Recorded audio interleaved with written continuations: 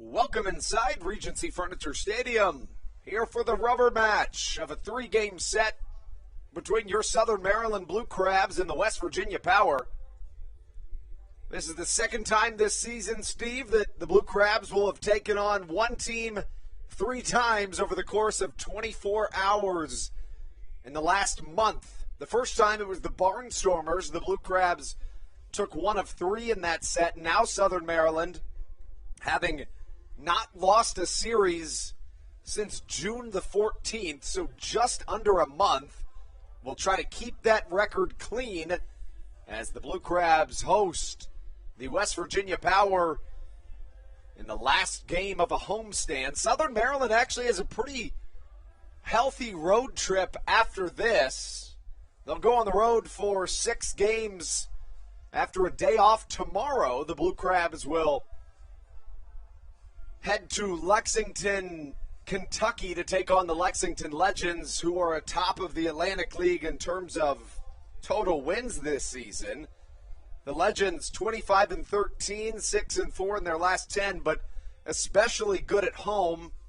16-2 are the Legends, but tied for the second most wins in the Atlantic League are the Southern Maryland Blue Crabs. They come into play with a 21-18 record, 5-5 in their last 10. And Southern Maryland faces off against the West Virginia Power, who are 8 games back of the Lexington Legends in the Atlantic League South Division with a 17-21 record. The Blue Crabs tied for first place in the Atlantic League North Division. They control their own destiny in terms of staying at least tied for that position here today, and they'll put Colton Mahoney on the mound to do so. We've seen him dramatically improve over his last couple of starts. You know, Andrew, Colton Mahoney, we talked about him before earlier in the season, not normally a starter for this team, but as we talked about, Brandon, we had a couple pitchers get picked up. Brandon Barker got his contract signed by the Royals, and we're looking for a guy to step into that role. Mahoney had a pretty high ERA to start this season and has been really working to get that down. 2-1 on the year so far with a 7.59 ERA in just 9 games played. 21 1/3 innings for him. He's got 22 strikeouts alongside 16 walks, and that's the big thing that he's worked on, is limiting those number of walks he's given up in those first couple games he played. It showed to be a good replacement in the starting rotation for the Blue Crabs. There's no question about it. In fact, you know, we talk about that Barker contract purchase, coupled with the fact that Austin Glorious was traded to the Gastonia Honey Hunters. You know, those two things happening within 48 hours give the Blue Crabs just 4 starters, with Colton Mahoney being one of them. But he's been, as you said, really good over his last 2 starts. In those 2 starts, June 25th against the York Revolution here at Regency Furniture Stadium, Mahoney got the win, went 5 innings, allowed 3 earned, 5 hits, 8 strikeouts. That's a season high, coupled with 5 walks. In his most recent start, it was in the home opener, make that the first game of this homestand, back on July 6th against the Gastonia Honey Hunters. Mahoney got the win once again.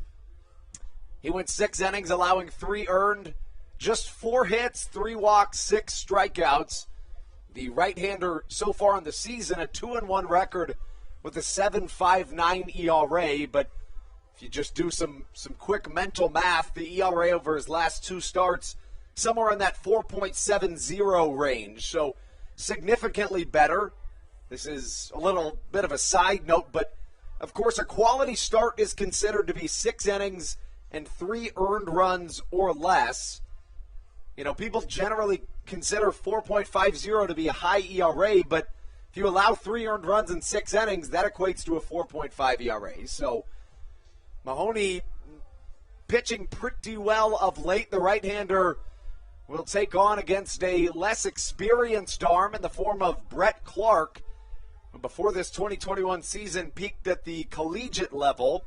Mahoney, on the other hand, originally drafted by the Milwaukee Brewers in the 23rd round of the 2014 MLB draft. He opted to go back to college, and then in 2015, he was drafted in the 16th round, again at a Brigham Young University. Mahoney, a native of Layton, Utah, reached as high as AAA in his career, did so in both 2018 and in 2019 as a member of the Miami Marlins organization. In 2019, split between AA and AAA, he went 6-5 with a 3.30 ERA, basically playing the same role that he's played for this Blue Crabs team, starting some, relieving some, but he seems to have found his groove after a year off and a couple of starts to kind of ignite the right-hander into a position of power. He'll take on again against Brett Clark. First, let's go through today's starting lineups. It's a West Virginia Power team that has really good bats in their lineup. We've mentioned it a couple times. They're very reminiscent of the Somerset Patriots, one being because they have a whole bunch of ex-Somerset Patriots on their team, but this is a team that's going to hit for average, not for power. The West Virginia Power scored 3 runs in yesterday's doubleheader. Game 1 was a complete game shutout by Mike Devine, 8-0 win. Game 2, a nail-biter, a 3-2 West Virginia victory. As we give you the starting lineups here today. Leading off for the West Virginia Power, the center fielder, number 2, Scott Kelly. Batting second, the second baseman, number 14, Elmer Reyes. Batting third, the designated hitter, number 13, Alberto Calaspo. Batting fourth, the right fielder, number 48, Reimer Liriano. In the 5-hole, the first baseman, number 53, Edwin Espinal. Batting sixth, the third baseman, number 31, Tyler Patton. Batting seventh, the shortstop, number 16, Dominic Betancourt. Batting eighth, the catcher, number 15, Alfonso Reda. And batting ninth, rounding out the West Virginia lineup, it's the left fielder, number 6, Joe Quinones. Again, on the mound for the Power, the right-hander, Brett Clark, and he'll face off against a Southern Maryland lineup that reads as follows.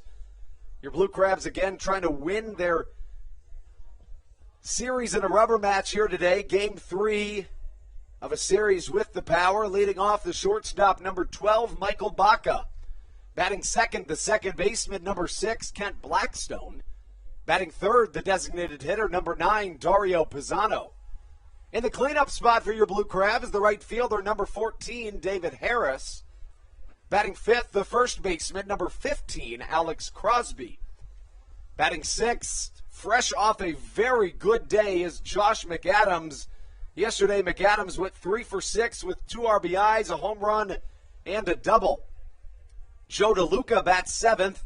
The catcher wears number 17 on the back of his White Crabs jersey. Batting eighth, the center fielder, number 24, Miles Williams. And rounding out the Blue Crabs lineup, the left fielder, number 11, Jake Lucci. Basically the same lineup for the Blue Crabs here today that they put out in Game 1 of yesterday's doubleheader. The only exception being that Miles Williams moves to center field and David Harris to right. Is that of any significance to you, Stevie? You know, I think we saw David Harris out in center field, able to take control of that outfield. I think the two are interchangeable. You know, we've had David Harris back in right field for the most part in this season. Normally we have Zach Collier out in center, but as we said, he's still out with that injury. So I think, you know, it's not a terrible idea to throw Miles Williams in there to see what he can do in the position. Couple of numbers from yesterday's doubleheader split. You know, let's talk a little bit about how that game ended yesterday, Stevie. Southern Maryland avoided danger when Andres Briseño loaded the bases. Did allow one to score, but after an injury, Matt Latos came in. What did he do? You know, Matt Latos came in with one out. I believe, what was it, the top of the 6th inning that he came in? Saw 2 batters, struck them both out. He came in hot and ready to go. That's exactly right. And then after fanning a couple more batters, Latos gave way to a Southern Maryland offense that loaded the bases themselves. Alex Crosby with the bases loaded and 2 down, ripped one right up the middle, but it hit off of the pitcher's leg. The closer for the West Virginia Power, the MLB veteran Arsenio Leone, ended up getting the save after working out of a dangerous situation. Let's take a short break, Steve. When we come back, it is go time right here on the Hometown Real Estate Broadcast Network.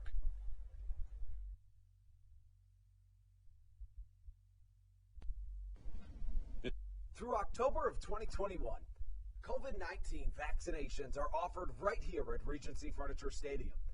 No appointment necessary. Just swing on by and get your COVID-19 vaccination today. Take one for the team, Southern Maryland. Get the vaccine. Through October of 2021, COVID-19 vaccinations are offered right here at Regency Furniture Stadium. No appointment necessary. Just swing on by and get your COVID-19 vaccination today. Take one for the team, Southern Maryland. Get the vaccine. Through October of 2021, COVID-19 vaccinations are offered right here at Regency Furniture Stadium. No appointment necessary. Just swing on by and get your COVID-19 vaccination today. Take one for the team, Southern Maryland. Get the vaccine. Through October of 2021, COVID-19 vaccinations are offered right here at Regency Furniture Stadium. No appointment necessary. Just swing on by and get your COVID-19 vaccination today. Take one for the team, Southern Maryland. Get the vaccine. Through October of 2021, COVID-19 vaccinations are offered right here at Regency Furniture Stadium. No appointment necessary. Just swing on by and get your COVID-19 vaccination today. Take one for the team, Southern Maryland. Get the vaccine. Through October of 2021, COVID-19.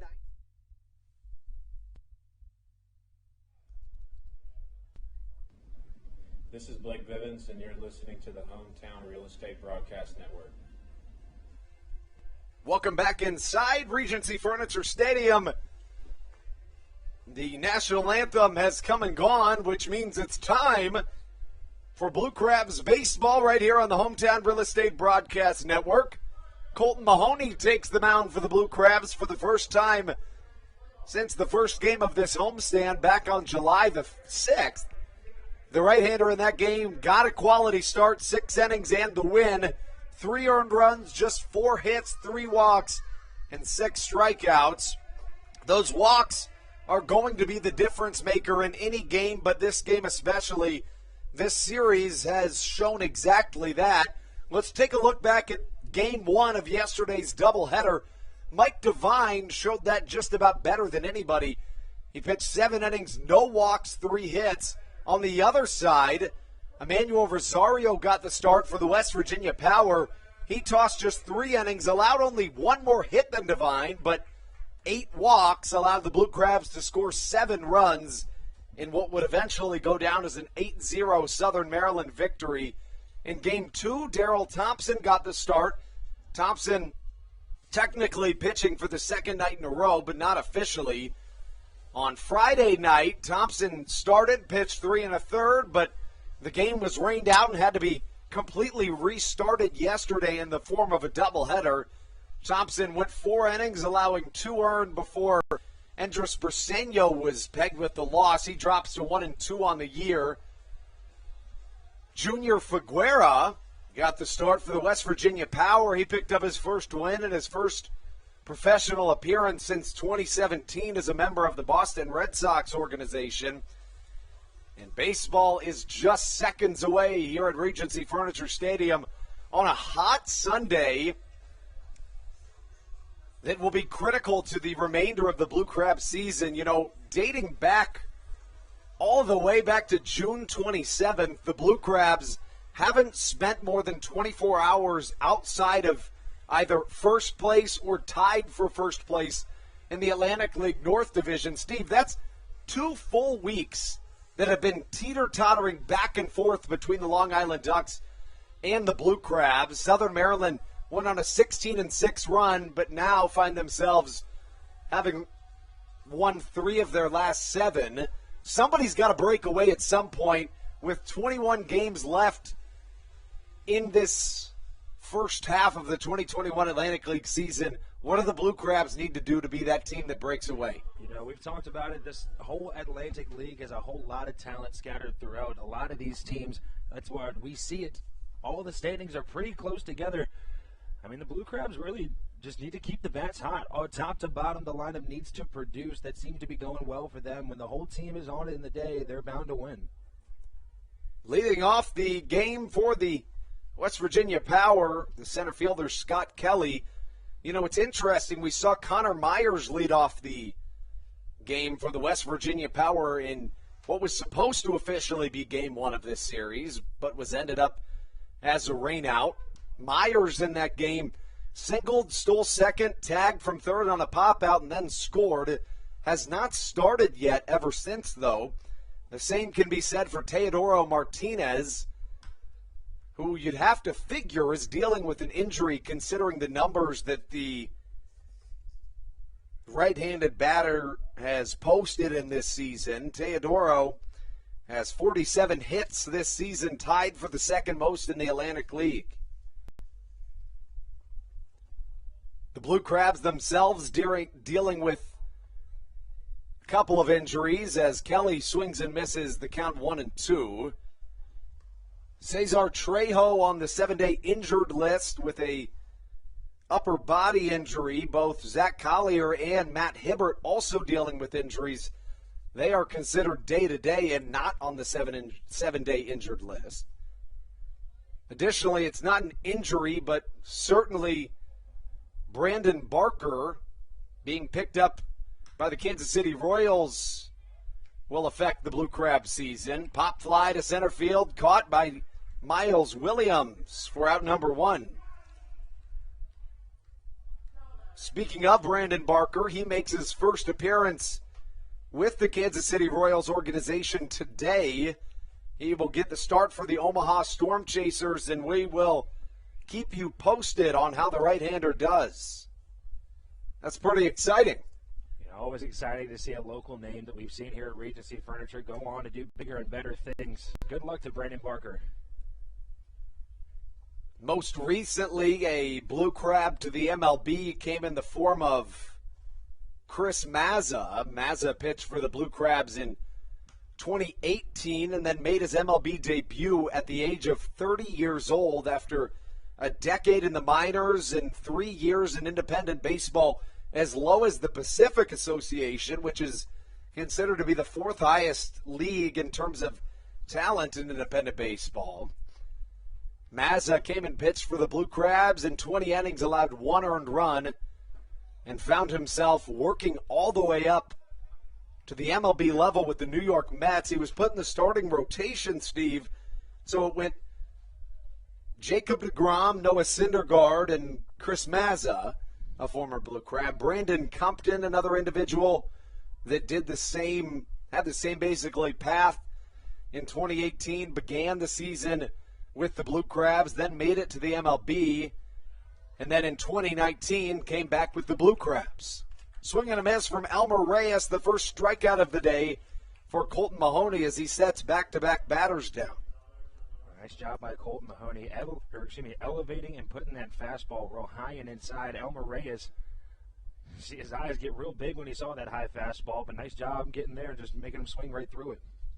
You know, something to note is that while Mahoney has been very good in each of his last two starts, he has struggled mightily in the first innings. So it's really nice to see him finding a groove early here in Southern Maryland on a Sunday, as a fastball is a called strike to Alberto Calasbo.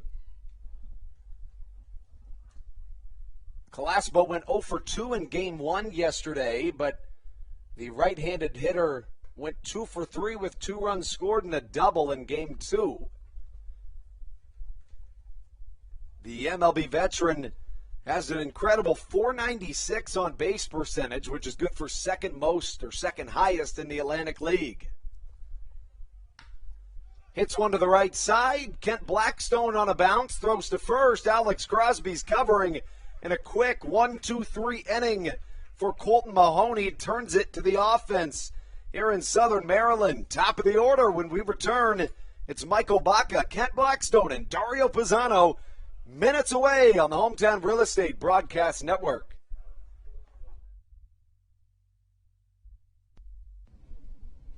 This is Daryl Thompson, and you're listening to the Hometown Real Estate Broadcast Network. In February of 2020, Regency Furniture Stadium and the Southern Maryland Blue Crabs were given what we view as an honor, being named the 4th mass vaccination site in the state of Maryland. Here's a message from Regency Furniture about the honor that it has been and still is to be one of Maryland's mass vaccination sites, getting our community back to safety.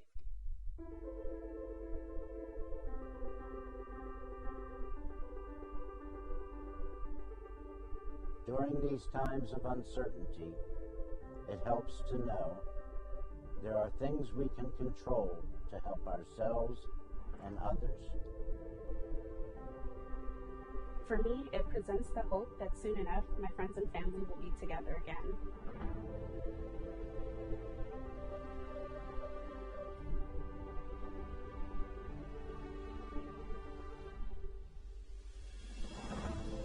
We just want to take this moment to thank the Maryland National Guard for their support in helping to facilitate and manage the vaccinations here at the Regency Furniture Stadium. We just think it's so important for everyone to do their part, and we're just grateful for their support. Thank you for your support, and we're just honored to be a part of the vaccination effort out here and to serve the community.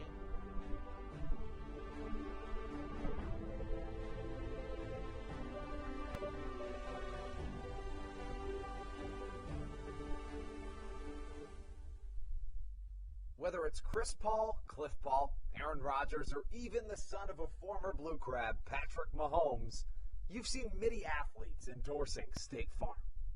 That's because your State Farm agent has your back through good times and not so good times.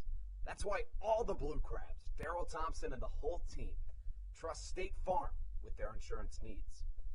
State Farm is the company people have trusted for over 99 years to help life go right. Call your local State Farm agent, Greg Conklin, today at 240-776. Michael Baca leads us off here in the bottom of the first inning of baseball at Regency Furniture Stadium. He will do so against a right-hander, Brett Clark. First pitch from Clark in there for a called strike. The numbers for the right-hander so far this season: he's appeared in 5 games, having only started one of them. Baca right up the middle, but a jumping Elmer Reyes robs Michael Baca of what could have been a leadoff single. You know, that's what Michael Baca does best, that line drive up the middle. Seen him get a ton of base hits just off of that alone, but as you said, nice play by Elmer Reyes, able to get over there and cover that position. So 5 appearances, 1 start for Brett Clark this year. He has issued 8.2 innings of work, or 8 2/3 innings of work. Blackstone shows bunt. Home plate umpire Mike Williams says he did go around. It's a called strike, but it looked like Blackstone wanted to pull back there, but it looked like the bat slipped out of his left hand, and I think just the right hand holding onto it left it over the zone. A curveball in there for a called strike. The right-handed Brett Clark off to a good start, but this season holds a 7.27 ERA. More alarming than the ERA is the walks plus hits per inning, which stands at 2.54. He has allowed 12 hits and 10 walks in 8 2/3 innings pitched this season, meaning that nearly 3 runners reach base per inning pitched by Brett Clark this season. Considering the whip, he's done a good job keeping runners from scoring, but we know that's a recipe for disaster. Nonetheless, he's looking pretty good through his first 2 batsmen faced. Kent Blackstone goes down on strikes, and that brings up Dario Pisano. Yeah, good location by Clark on that breaking ball in the dirt. It looked pretty to Blackstone, he just couldn't hold off it.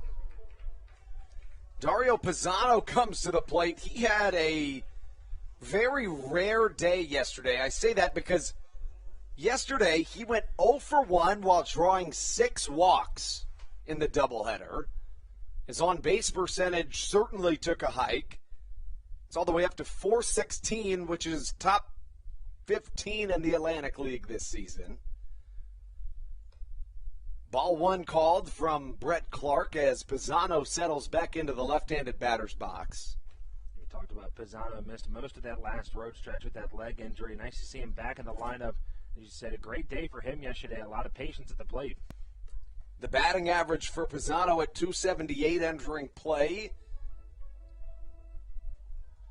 In the season opener in Charleston, West Virginia, Pisano earned Atlantic League, or I should say ALPB Roundup Player of the Weekend from Ryan over at ALPB Roundup. He went 4 for 5 in the series, make that the season opener. Had 2 home runs and 5 RBIs. Interestingly, the left-handed hitting Pisano only has 1 home run since. But he's going to get it done by getting on base and hitting the power alleys, not necessarily for home run distance. With that being said, the way that the West Virginia Power is playing the left-handed hitting Pisano would make you think that he is a big home run hitter. You'll see in left field Joe Quinones basically on the warning track to the opposite field of Pisano. Another off-speed pitch misses outside, and that works the count full at 3-2. So no matter the outcome of this plate appearance, Steve, good job by Pisano at least making this first inning a little more difficult on Clark. Yeah, this goes back to what we just said. Has a lot of patience at the plate since coming back, and it's really shown. And he'll work the count even a little further. Pitch number 8 of this at-bat will be incoming after Pisano fouls the pitch to his pull side near the West Virginia Power bullpen. In Clark's lone start this season, he only pitched an inning and 2/3. A long look in, home to his catcher Alfonso Reyda, and he decides to step off. In that start, it was back on July the 3rd. Pitched an inning and 2/3, allowed 2 hits while walking 4 batters. Although he only allowed 1 run, as a fastball misses high, and Pisano works an 8-pitch walk to bring up the cleanup man, Dario Pisano, David Harris. And incredibly now, Dario Pisano has 7 walks already in this 3-game series. You know, I think it goes to show 7 walks just in the last 2 days alone. It's crazy. It's an even more insane stat if you say it that way. It is bizarre what Pisano's been able to do, but it makes sense considering the threat that he poses at the plate. He's not somebody you generally want to pitch to.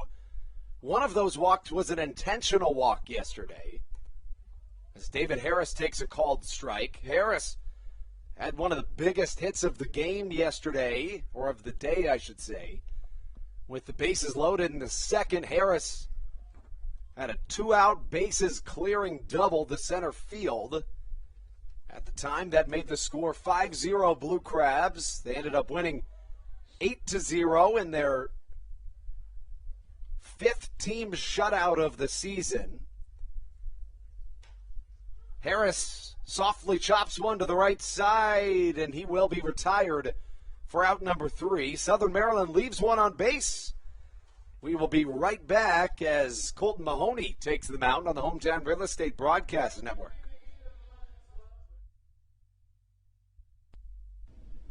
This is Will Decker, and you're listening to the Hometown Real Estate Broadcast Network. All Pawn is Southern Maryland's premier pawn shop and is the official pawn shop of the Southern Maryland Blue Crabs. Stop by and say hello today. They've been a part of the Southern Maryland community for 18 years. If you need some cash to hold you over, or if you're just doing some spring cleaning and want to clear some stuff out, please bring it by All Pawn and let them make you an offer. If you have broken jewelry or some that you just don't want anymore, please bring it by, and they'll pay you more than anyone in the Tri-County area. They're located on 301 in White Plains, just south of DeMar Road. Go Blue Crabs! Hey Blue Crabs fans, make sure to visit the All-American Steakhouse and Sports Theater at 35 St. Patrick's Drive, right here in Waldorf, for some great food with great friends. Their steaks are fresh, hand-cut, in-house daily, as well as many other fresh seafood, chicken, and beef options.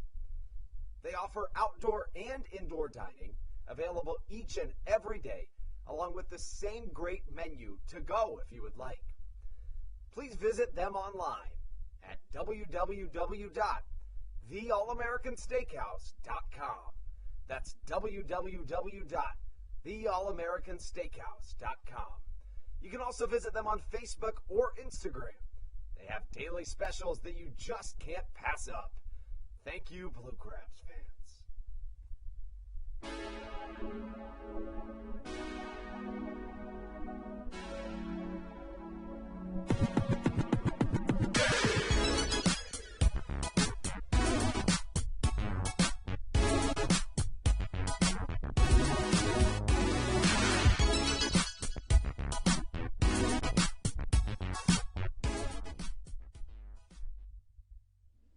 This is Will Decker, and you're listening to the Hometown Real Estate Broadcast Network. All Pawn is Southern Maryland's premier pawn shop. Colton Mahoney back on the mound for the top of the second inning here at Regency Furniture Stadium. The first pitch fastball to the right fielder, Remer Liriano, in there for strike 1. We saw Liriano playing left field yesterday. Moves over to the other side of the outfield. The second pitch, Liriano, another fastball inside, fouled back into the screen behind home plate. Excuse me.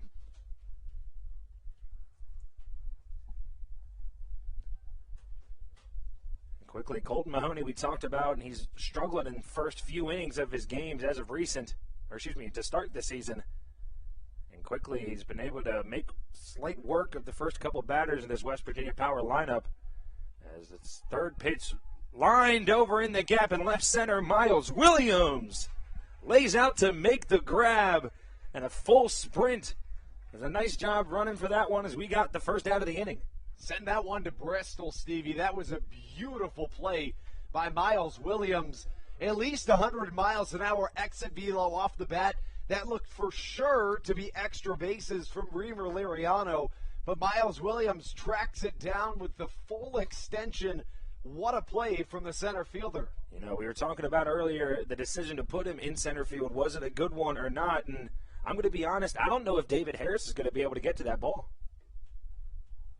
It's tough to say, and I'm happy to not know because now we know that Miles Williams made the play. That brings up the first baseman of Edwin Espinal. As the second pitch of his at-bat, Colton Mahoney comes at him with a fastball as the count evens at 1 ball and 1 strike.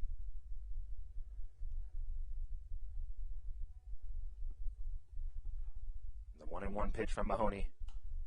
Fastball in on the hands. Espinal just fouls it back to the screen behind home plate. So once again, Colton Mahoney gets 2 strikes on the batter fairly quickly in these at-bats.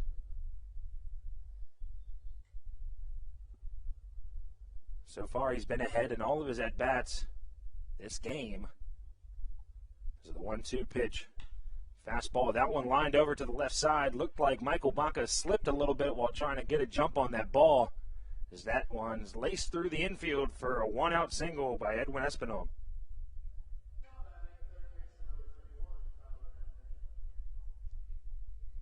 Tyler Pantane coming to the plate now. We saw him in the DH position a little bit yesterday.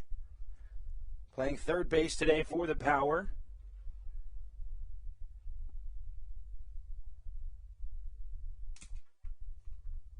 This is now the first hit for either team. Puts Espinal on first. The first pitch to the third baseman. Fastball low and inside for ball 1.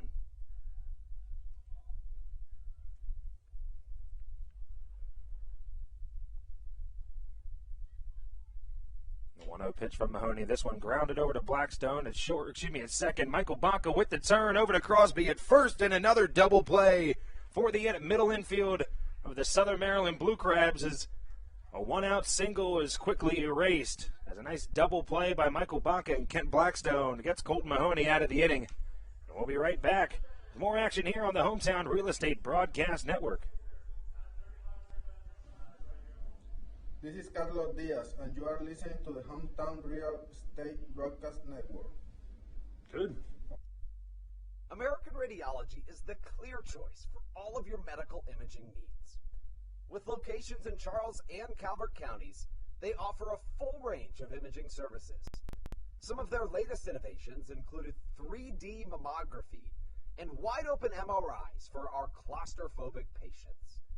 For your convenience, they even offer extended weekday hours and Saturdays. For more information or to schedule an appointment, visit their website at AmericanRadiology.com.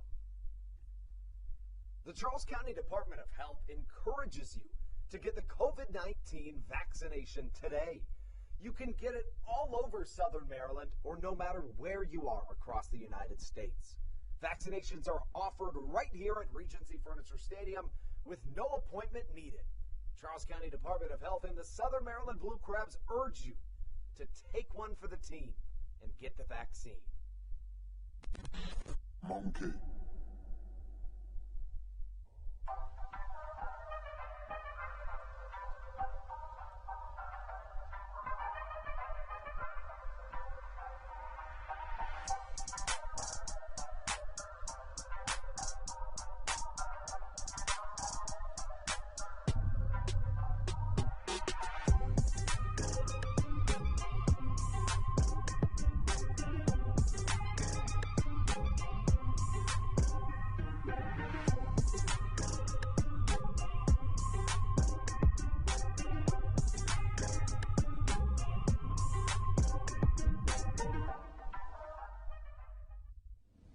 This is Dario Pisano, and you're listening to the Hometown Real Estate Broadcast Network.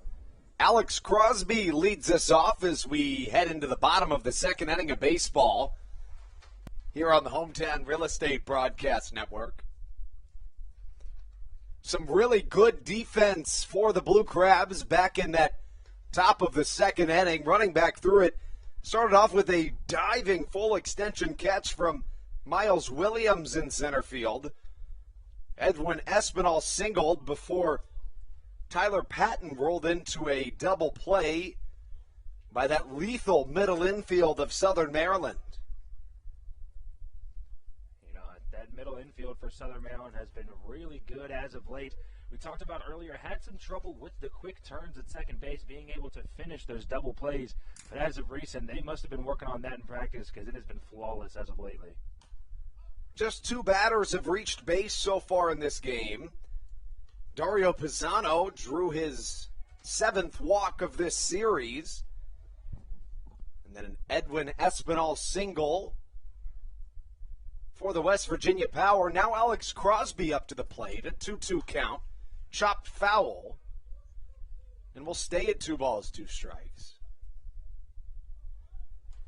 Crosby with a .306 batting average, good for 17th best in the Atlantic League. Speaking of 17, his 17-game hit streak that he lost a few days ago remains the longest in the Atlantic League in 2021 and is the longest by a Blue Crab since 2013 when Jose Julio Ruiz went on a 31-game hit streak. A nice off-speed as Crosby swinging over it for out number 1 of the second inning. It's the second strikeout for the right-hander Brett Clark. You know, Brett Clark has really been dominating that strike zone in that lower half and gets these breaking balls to break just out of the zone, and seems to be a couple Blue Crabs batters just can't lay off of him. The 6-hole hitter Josh McAdams comes to the plate. McAdams on the season a .257 hitter. Yesterday, he went 3 for 6 with a home run, a double, and 2 RBIs, giving him 7 home runs and 26 runs batted in on the season. Comes into play with the 15th most RBIs in the Atlantic League in 2021. Has batted in the 4, 5, and 6 hole for the Blue Crabs. Led off the second inning yesterday with a solo shot that ignited a Blue Crabs 8-0 win in Game 1 of a doubleheader. Game 2 was a 3-2 Blue Crabs loss. With the bases loaded in the bottom of the 7th, Alex Crosby had a beautiful hit but was robbed of what could have been a walk-off on a brilliant defensive play from the closer for the Power, Arsenio Leon. 2-1 the count. McAdams awaiting the Clark delivery. It's a curveball that misses. I beg your pardon, that was a 3-1 count, and now a 5-pitch walk. We knew coming in Clark was susceptible to allowing runners on base with free passes. This is his second issued after an inning in a third of work. Joe DeLuca comes to the plate. DeLuca has been fantastic in the extra base hits department. Coming into play, he is 11th in the Atlantic League in doubles with 8 of them. 3rd in the Atlantic League in triples with a pair. DeLuca shows bunt. It's a beauty. Down the third baseline. Nobody's touching that. And every once in a while, he pulls that out of his bag of tricks. I don't know how he does it, but every bunt Joe DeLuca puts down is very close to perfect, and it's just awesome to watch. You know, DeLuca, I would say, has very good speed for a catcher. For the average player, he has average speed, but when you're able to lay down bunts to the pinpoint precision that DeLuca is, doesn't really matter exactly how fast you are as long as you have average speed. That brings up Miles Williams. Williams, a .218 hitter on the year, 3 home runs, 8 RBIs. One of those home runs coming here in this homestand. A look back to second here with 2 on. First pitch from Clark, a curveball that misses upstairs. 1-0 the count. Williams was traded to the Blue Crabs back on July the 6th, the first day of this homestand. Was traded from the Gastonia Honey Hunters in exchange for Austin Glorious.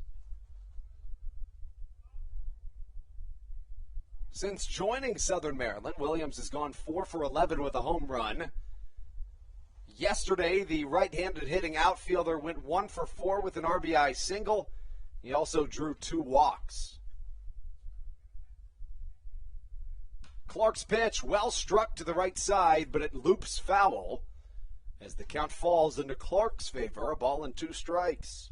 You know, Andrew, I think it's important that we talk about Miles Williams' home run was here at Regency Furniture Stadium. It was an opposite field shot that I think never got more than maybe 20 feet off the ground and just barely scraped the wall in the farthest part of the field. This guy, even though he's in the lower part of the lineup, has some real power behind that bat. He sure does. Williams started off yesterday with a couple of hits, but found himself striking out a pair of times and was a part of a double switch that occurred in the later half of the game when Darrell Thompson was taken out. So was Miles Williams, and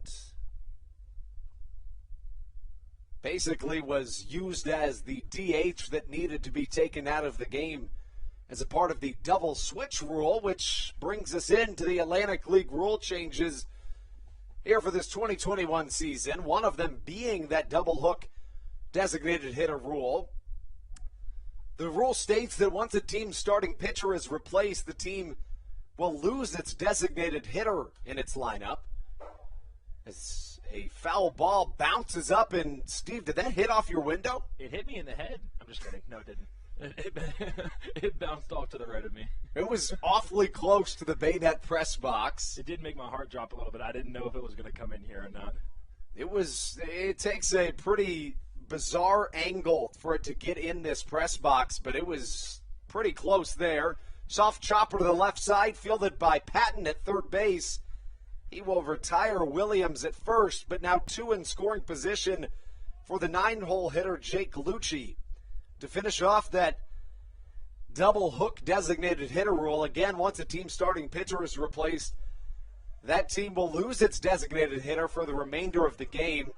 The club will be required to use a pinch hitter, or the relief pitcher must bat, I should say. The double hook rule represents a potential compromise between the historical rules of the National League, which has not employed the designated hitter except in 2020, and the American League, which has used the designated hitter since 1973. Nearly 90% of pitching starts in the major leagues in 2020 lasted less than 7 innings. The school of thought is that by linking the designated hitter to the starting pitcher and employing the double hook designated hitter rule, it aims to incentivize teams to leave their starting pitchers in the game longer, thus increasing the value of starters who can work deeper into games and increase the strategic element in the late innings of the game. Of course, one of the effects that we've seen take a lot of heart here in this 2021 season is that if you don't have a deep bench, that double hook rule is really going to basically take a spot out of your batting order.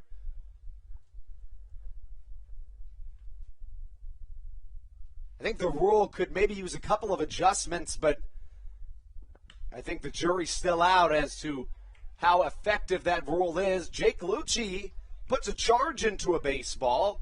Looked good off the bat, Steve, but it's caught on the warning track for out number 3. That gets us through 2 innings of baseball here at Regency Furniture Stadium. When we come back, we'll keep talking about the Atlantic League rule changes as Colton Mahoney retakes the mound on the Hometown Real Estate Broadcast Network.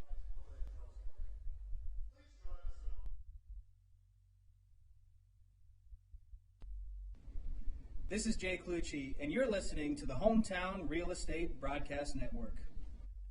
Dyson Building Center is one of the oldest family-owned and operated hardware, lumber, and building supply stores in Southern Maryland. They are located in St. Mary's County on Route 5 in Great Mills. Dyson's has an expansive and diverse inventory to help you with all of your home improvement and project needs. Whether you're new to the world of DIY, a tried and true DIY professional, or somewhere in between, the friendly and experienced staff at Dyson Building Center is ready and willing to help you today. In February of 2020, Regency Furniture Stadium and the Southern Maryland Blue Crabs were given what we view as an honor, being named the 4th mass vaccination site in the state of Maryland. Here's a message from Regency Furniture about the honor that it has been and still is to be one of Maryland's mass vaccination sites, getting our community back to safety.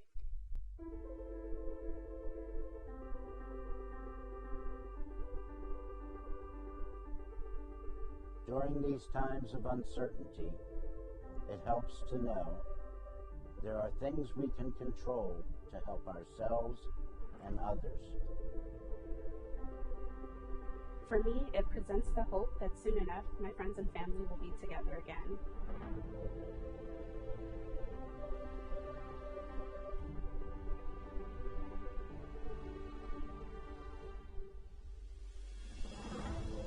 We just want to take this moment to thank the Maryland National Guard for their support in helping to facilitate and manage the vaccinations here at the Regency Furniture Stadium. We just think it's so important for everyone to do their part, and we're just grateful for their support. Thank you for your support, and we're just honored to be a part of the vaccination effort out here in the Serna community.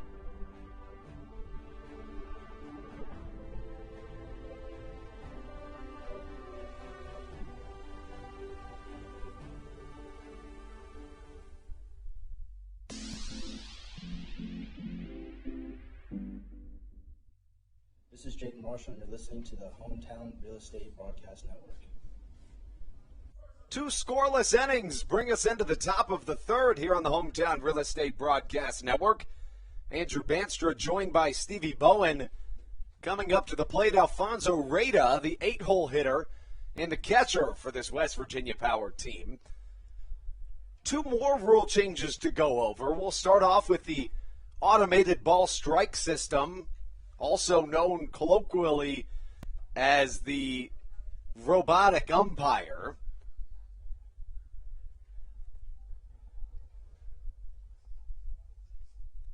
Mahoney's pitch to, I beg your pardon, Dominic Betancourt. Catches the outside corner. The count, a ball and a strike. That electronic strike zone is exactly what it sounds like. It's more or less a piece of technology relaying the balls and strikes calls to the home plate umpire, in this case, Mike Williams, through an AirPod in his ear. That was also employed in the Atlantic League in 2019 due to the successes that it saw after making its debut at the Atlantic League All-Star Game in 2019, which was nearly 2 years ago to the day. It was also implemented into High A in affiliated baseball. The most newsworthy rule that hasn't had as much coverage as I anticipated that it would, but I imagine that when it's incorporated into Atlantic League play in the second half of the 2021 season, it will draw quite the headlines. The rule is that the pitching rubber will be moved back 1 foot. That'll happen for the second half of this season. Of course, for over 100 years, the pitching rubber has been 60 feet, 6 inches away from home plate. The pitching rubber will move back to 61 feet, 6 inches in the second half of this Atlantic League season as Betancourt fouls one down the right field line. But, you know, Steve, I have a couple of thoughts on this particular rule. You know, the slope of the mound was changed in the 70s, I believe that it was, and In 1893, the pitcher's mound was moved back then as well. But, it's interesting. It's something we haven't seen in over a century, so it will be it's going to be interesting to watch, I guess is what I'm trying to say. If you're also a batter going up there, you say, hey, I've hit against Colton Mahoney a couple of times. I know what my timing should be against this guy. Now you go up against him the second half of the season, maybe your timing's a little bit off. It's just going to be interesting to see how everyone is able to readjust to the new rule. Mahoney with a pickoff move to first after a leadoff walk to Dominic Betancourt. Now, per the MLB, this change was determined to be safe. Of course, one of the first comments or thoughts that comes to mind when this rule comes up after Rada fouls one off of his fists is, how is this going to affect pitchers' arms? Being that let's take Colton Mahoney, for example, he's 29 years old. You got to figure he's been playing baseball since he was 4 or 5, so that means for a quarter century, he's been throwing the baseball from 60 feet 6 inches, or I guess if we really want to get technical, he probably didn't move back to that distance till he was 13 years old. But you get my point. It's not a small change, even though it's just 1 foot. It's everything you've learned to be this player that, you are being paid to be at this point. This is what everything just kind of changes. It's interesting, it's take your everyday life, right? What if,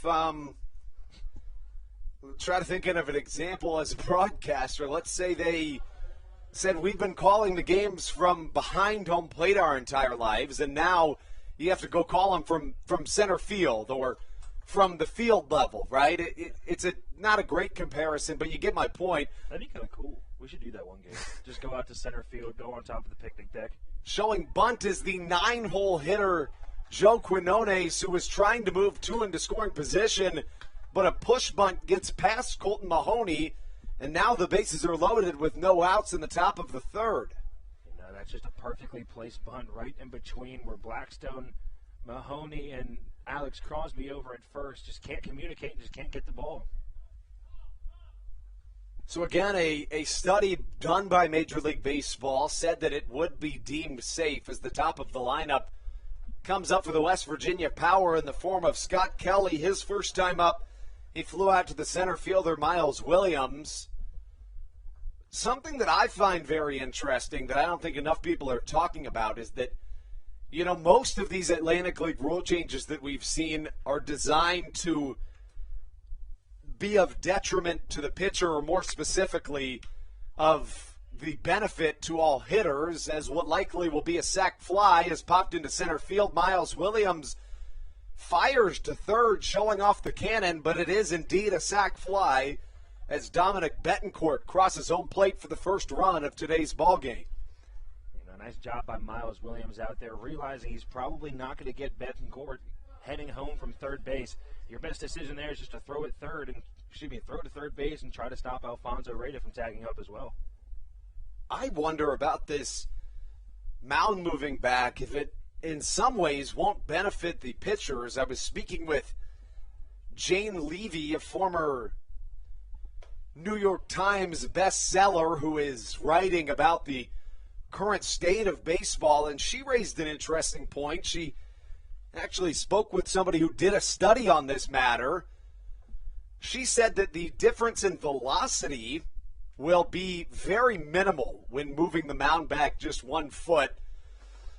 It will basically be non-existent. It'll help a little bit. She said about 1/100th of a second will be the difference in amount of time it takes to get from the pitcher's hand to the catcher's glove. But more importantly, she said moving the mound back 1 foot will cause 3 centimeters of extra movement on breaking balls, up to 3 centimeters. So you got to think that 3 centimeters of movement is a bigger deal than 1/100th of a second. I know that's a lot of numbers, but I think those two things are, kind of fair, trading off with one another. 3 centimeters, obviously, as you said, doesn't seem that big of a deal, but 3 centimeters on a breaking ball is the difference between a strike and a ball. So, I mean, it goes back and forth. Somebody like Mike Devine or even Daryl Thompson honestly could really benefit from that, and I say that because they really employ a lot of movement on their pitches. In 2019, the Atlantic League had a slew of rule changes, one of which was the 3-batter minimum rule, meaning that any new pitcher into the game must face at least 3 batters or finish the inning, barring injury. That rule was adopted into Major League Baseball. Chopper to the infield, glove flip to second, a scoop at first, 6-4-3, a defensive gem from a trio of Blue Crabs infielders. Stops what could have been a dangerous inning by the West Virginia Power. What a show we've seen defensively here today. That gets us into the bottom of the third. When we get there, we'll keep talking about these rule changes and much more right here on the Hometown Real Estate Broadcast Network. This is Josh McAdams, and you're listening to the Hometown Real Estate Broadcast Network. Did you know that the Washington, D.C. metro area is the 5th most expensive place to live in the entire United States of America? Sometimes finding affordable housing in this area can feel impossible. If you're struggling to find affordable housing, look no further than the Villages of St. Charles by Ross Properties. You can visit them online at villagesatstcharles.com for more information today. Villages of St. Charles. They'll have you safe at home. There's nothing quite like when the Blue Crabs retire the side. At Wealth Management Partners, they're on your side for your retirement planning needs. It's never too early to start planning your retirement. Talk to the experienced financial advisors of Wealth Management Partners located right here in Waldorf. Call them today at 301-885-0955. Again, Wealth Management Partners. Call them today at 301-885-0955.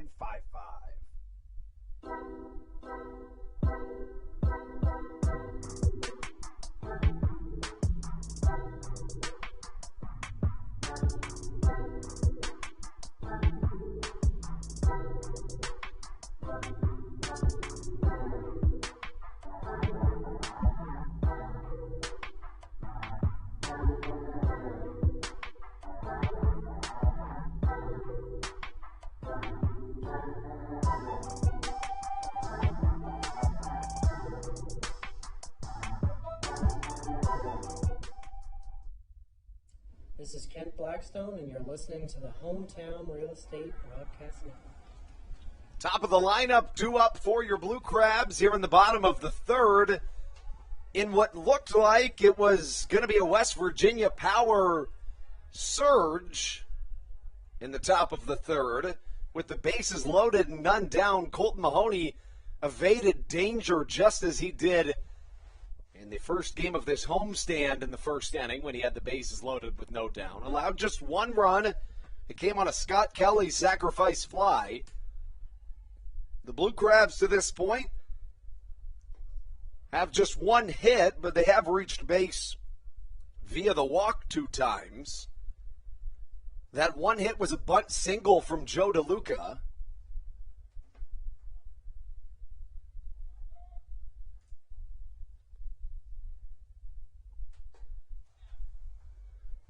Fastball misses on the outside corner from Brett Clark. The count 2 balls and a strike.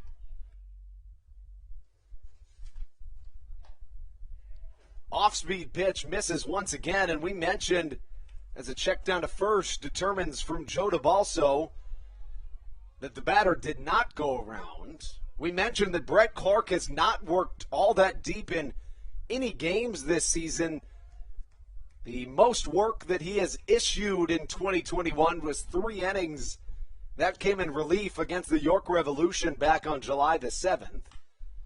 Baca end over end to the left side, bobbling it at shortstop is Dominic Betancourt.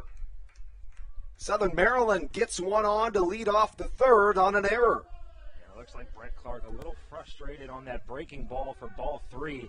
that just missed the zone, the one that Michael Baca tried to check his swing on.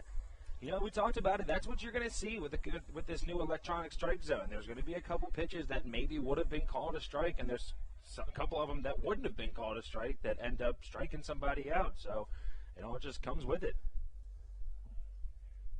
Brett Clark with a long look into Kent Blackstone. Blackstone shows bunt but pulls back. Finished talking about those Atlantic League rule changes we mentioned in 2019, the 3-batter minimum that is now at the highest level of baseball in the major leagues.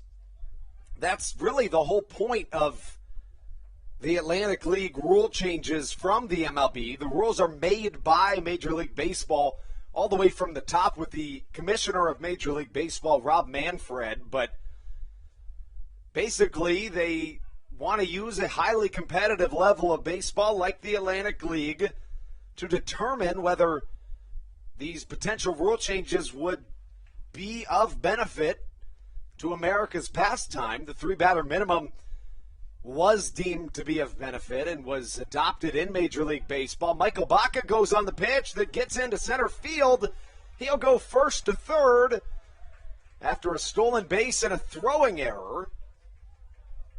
I think that's exactly what the Blue Crabs needed. Needed one of their fast guys, and no one better than Michael Baca on the base pass, just being really aggressive on there and forcing him to make the bad throw. Couple other rule changes from 2019, one being the automated ball strike system. That's back in the Atlantic League and was incorporated into the Arizona Fall League and Low A in 2021. The defensive shift rules that were incorporated in the Atlantic League in 2019, meaning that 2 infielders must have stayed on either side of second base, was incorporated into Double A in 2021.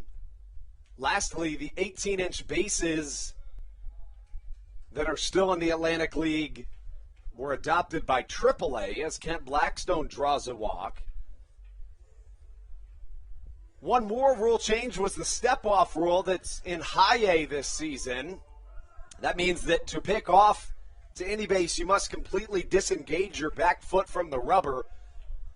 That was always a rule that I found I never quite understood the reasoning behind it, and it really only is of detriment to left-handed pitchers. It was not among the most popular rule changes, at least from the players, but it comes out of the Atlantic League and goes into affiliated baseball.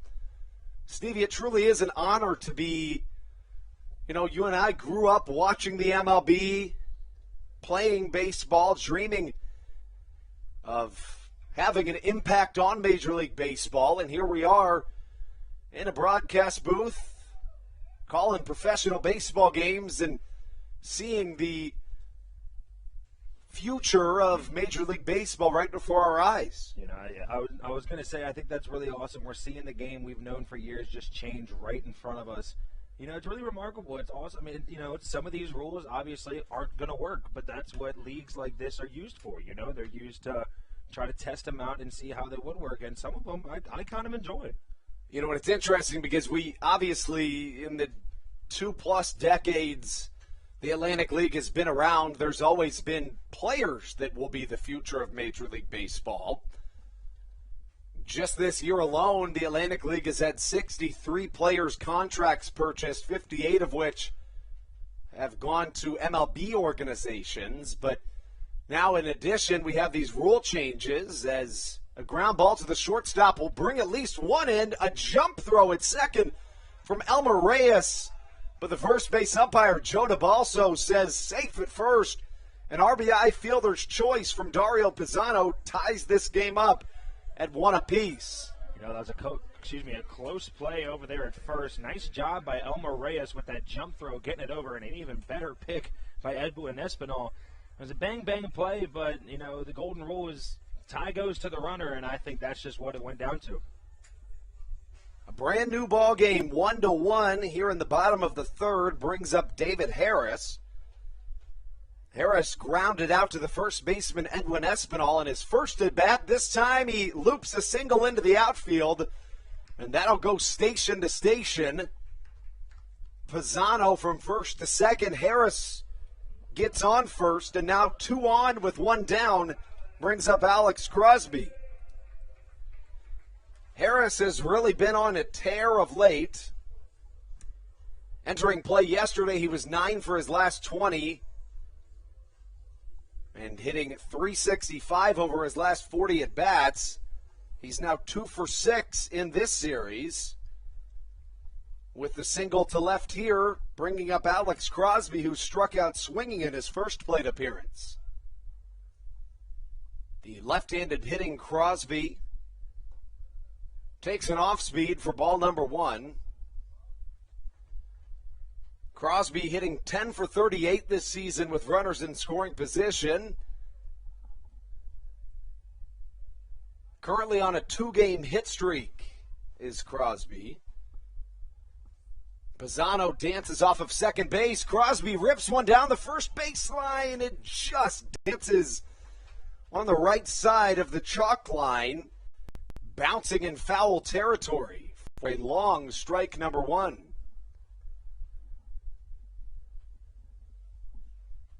Crosby in his 7th season of professional baseball, his first with the Blue Crabs, and his first in the Atlantic League.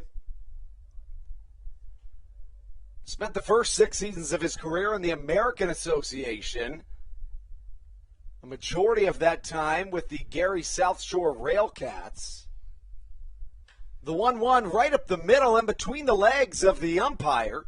6-4-3, the double play comes to fruition this time.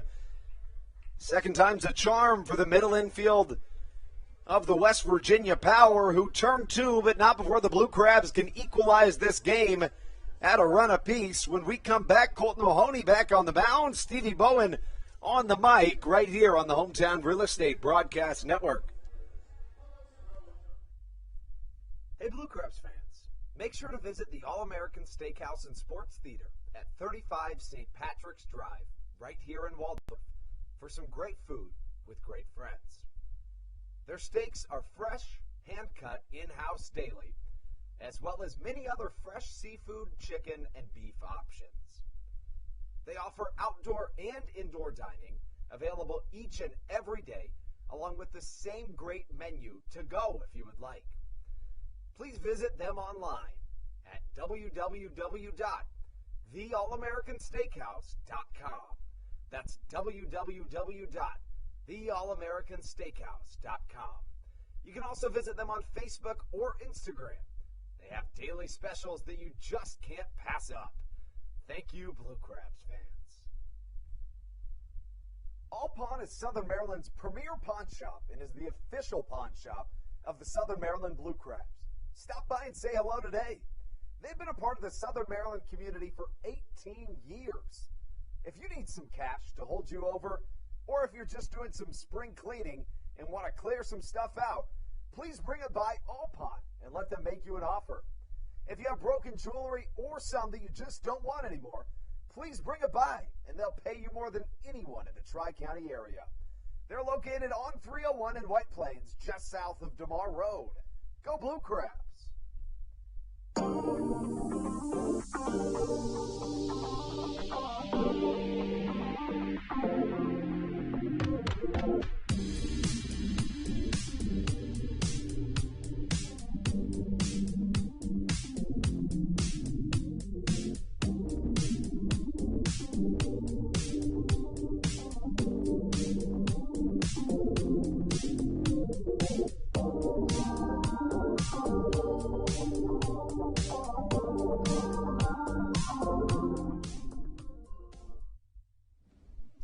This is Patrick Baker, and you're listening to the Hometown Real Estate Broadcast Network.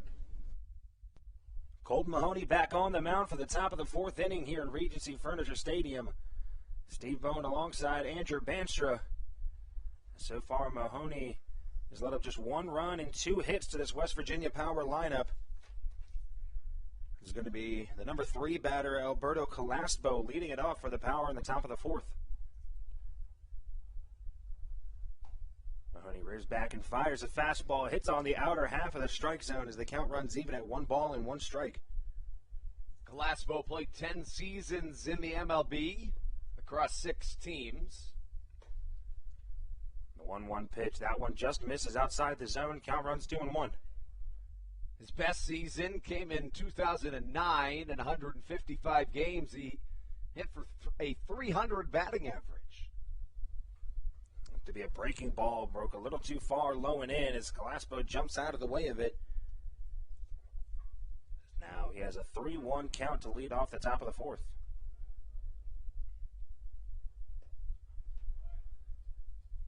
Just misses the zone is Mahoney. As a leadoff walk for Alberto Calaspo brings up the right fielder Remer Liriano with nobody out. That's the second consecutive inning in which Colton Mahoney has issued a leadoff walk.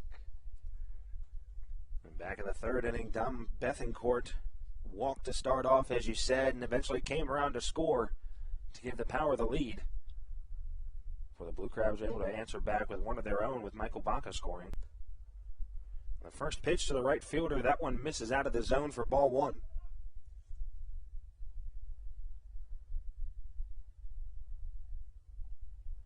And the 1-0 pitch from Mahoney. Fastball weighing inside as Liriano backs out of the way of it. Now quickly the count is 2-0. Look at Mahoney's day so far, just 3 1/3, has given up 2 walks. So we talked about the last one, 3 walks now with that last one coming. Had the walk and the hit by pitch in the last inning. 1 strikeout for him, 1 run, 1 earned. It's now a 2-1 count, It's going to be 3-1 count to the right fielder, Liriano. Looks at a fastball down the middle. He thought that one was inside as he tosses his bat to the dugout. The count runs to 3 balls and 2 strikes. 3 balls and 1 strike.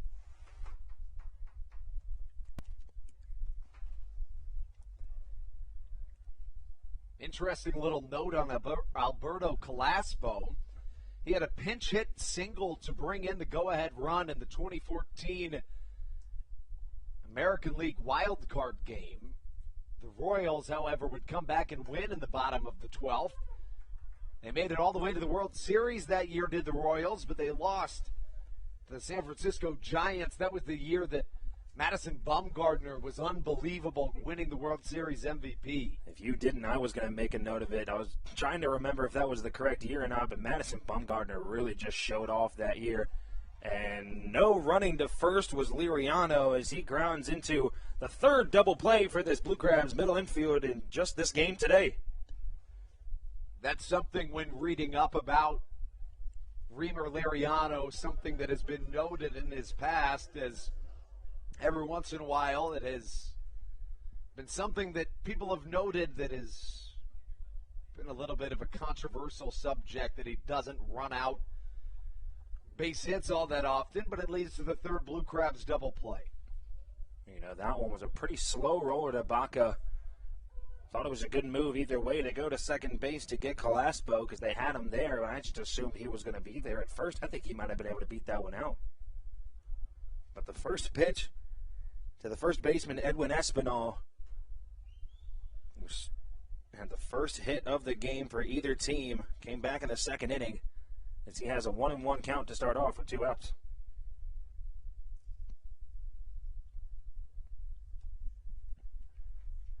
A 1-1 pitch from Mahoney.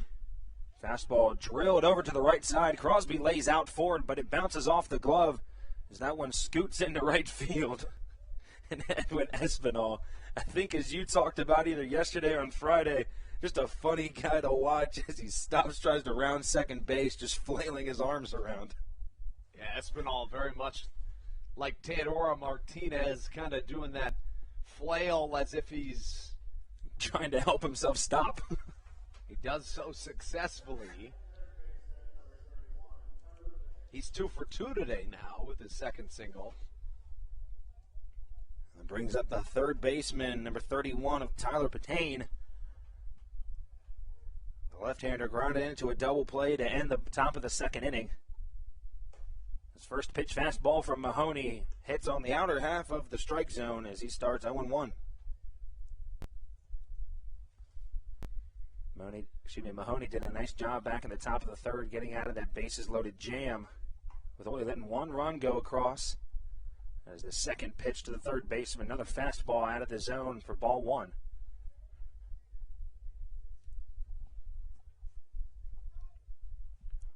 1-1 the count, 1-1 the score here at Regency Furniture Stadium.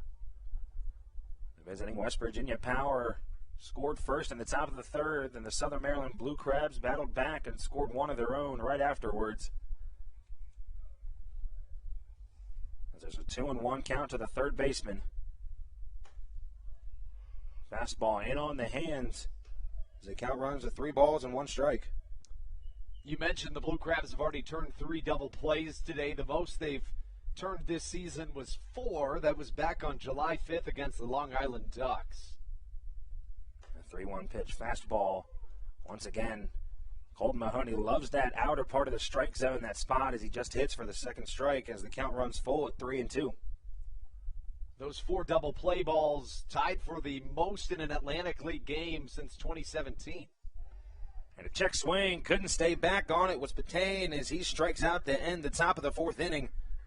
A leadoff walk and then a double play turned by the middle infield gets us out of the inning, and we'll be back in the bottom of the 4th on the Hometown Real Estate Broadcast Network. This is Sam Burton, and you're listening to the Hometown Real Estate Broadcast Network. Chick-fil-A of Charles County has been a proud supporter of the Southern Maryland Blue Crabs since their inception in 2008. For years, they have sponsored the Southern Maryland Blue Crabs, America's prisoners of war and missing in action. In between the second inning of each game, there is a moment of silence brought to you by Chick-fil-A. The Southern Maryland Blue Crabs appreciate and respect not only Chick-fil-A, but all of those that have served our great country. The seat that they sponsor was made possible by Chick-fil-A of Charles County. Thank you so much, and visit any of your Charles County Chick-fil-A locations today. The Charles County Department of Health encourages you to get the COVID-19 vaccination today. You can get it all over Southern Maryland or no matter where you are across the United States. Vaccinations are offered right here at Regency Furniture Stadium with no appointment needed. Charles County Department of Health and the Southern Maryland Blue Crabs urge you to take one for the team and get the vaccine.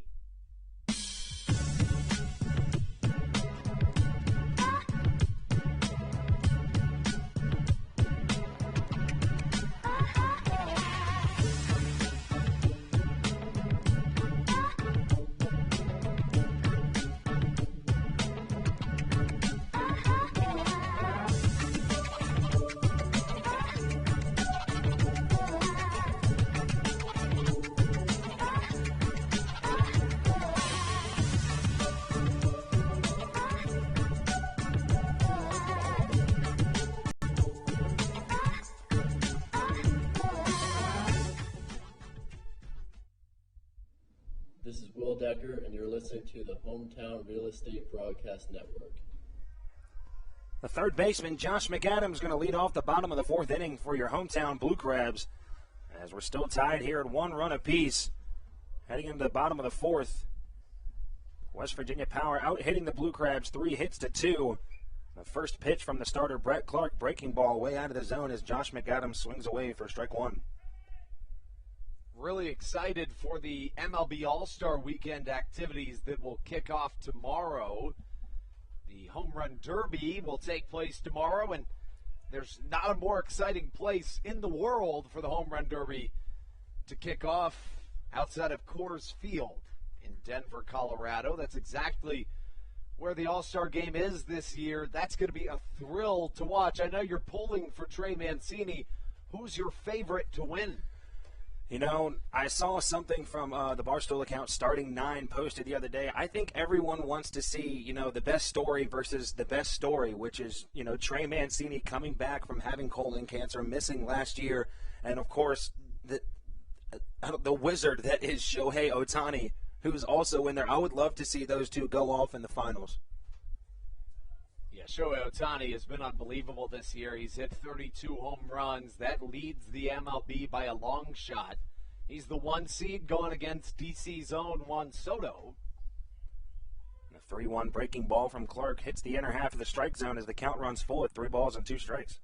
Joey Gallo will take on Trevor Story. Matt Olson against the aforementioned Trey Mancini. Mancini said that he wanted to compete in the Derby to show people that there is a life after a cancer diagnosis and after chemotherapy. As many people know, Mancini missed last season after being treated for stage 3 colon cancer. And his healthy return in 2021 has been one of the most inspirational stories in all of sports. You know, something we talk about all the time. I'm a huge Orioles fan. Trey Mancini, even before last year, showing that he's a guy that likes to work hard, has always been one of my favorite players. Watching him play this season has been an absolute treat. But Josh McAdams looks at a fastball that hits right on the outer half of the strike zone for strike 3, as now there's 1 away in the bottom of the 4th. On the other side of the bracket, Salvador Perez, the longtime backstop for the Kansas City Royals, will take off against Pete Alonso, who has the chance to join Ken Griffey Jr., Yoenis Cespedes, and Prince Fielder as the only multi-time home run derby champions. It's hard to believe there's only those 3. And Joe DeLuca rips the first pitch fastball high and deep, but well fouled down the right side over the Kids Park here at Regency Stadium as he starts off 0-1. A really good sign for Southern Maryland right now. The Long Island Ducks trailing the York Revolution 5-0 in the 4th inning. As we know, currently tied for that first place position. A Blue Crabs win today and a Ducks loss would be huge, as it would put us in first place. An 0-1 pitch from Clark. Breaking ball out of the zone, looked at by DeLuca for ball 1.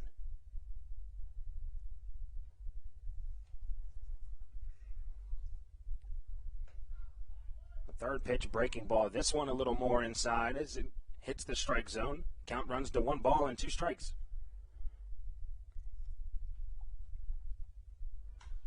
And a big swing from DeLuca as this one skied out to shallow left field. The shortstop Dominic Bethencourt backs up and tracks that one down for the 2nd out of the inning. A fairly windy day here at Regency Furniture Stadium. The wind at the moment, 9 miles an hour, but the flag would tell you a different story. The pole is really just bending back and forth out in right center field past the Charlotte Hall Veterans Home sign. That brings up the newly center fielder now of Miles Williams as he first pitch chops one's over to the third baseman. Throws across the diamond is Tyler Patane for the 3rd out of the inning. Blue Crabs go 1-2-3 as we head into the top of the 5th. It's going to be 7, 8, 9 for the visiting West Virginia Power when we return. We'll be right back on the Hometown Real Estate Broadcast Network. This is Josh McAdams, and you're listening to the Hometown Real Estate Broadcast Network. Did you know that the Washington, D.C. metro area is the 5th most expensive place to live in the entire United States of America? Sometimes finding affordable housing in this area can feel impossible. If you're struggling to find affordable housing, look no further than the Villages of St. Charles by Ross Properties. You can visit them online at villagesatstcharles.com for more information today. Villages of St. Charles, they'll have you safe at home. There's nothing quite like when the Blue Crabs retire the sign. At Wealth Management Partners, they're on your side for your retirement planning needs. It's never too early to start planning your retirement. Talk to the experienced financial advisors of Wealth Management Partners located right here in Waldorf. Call them today at 301-885-0955. Again, Wealth Management Partners. Call them today at 301-885-0955.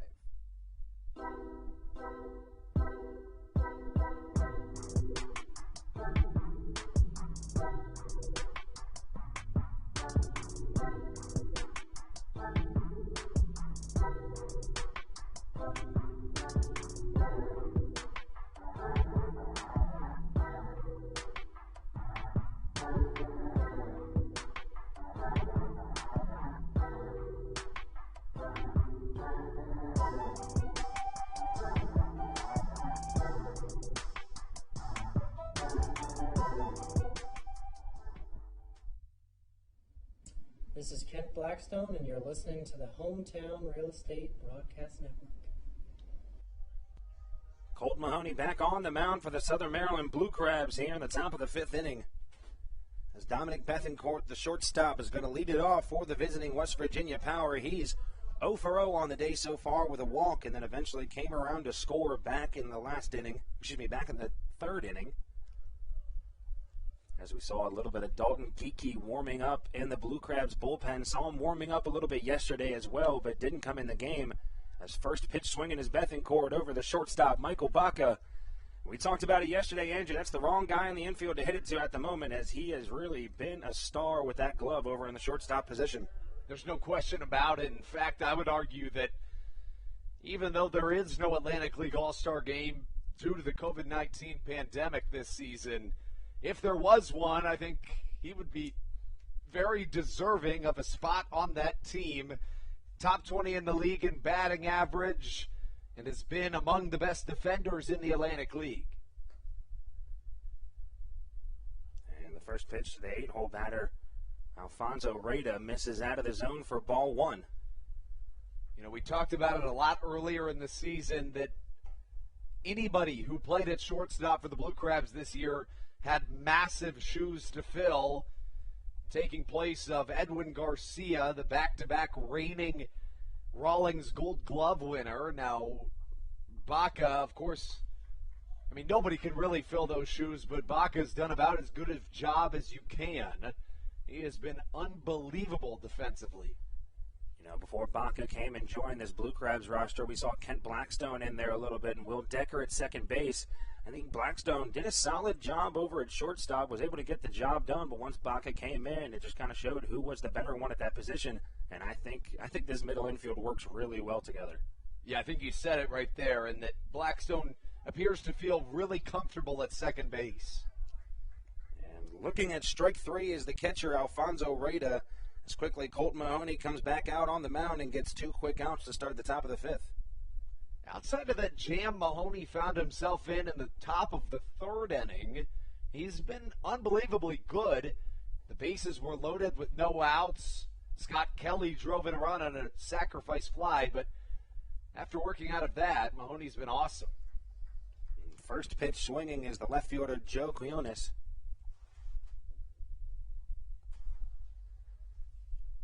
There's an 0-1 count here with 2 outs he starts with. Second pitch looked to be a two-seam fastball, just missed the strike zone, stayed a little bit too far in. The count runs at 1 ball and 1 strike.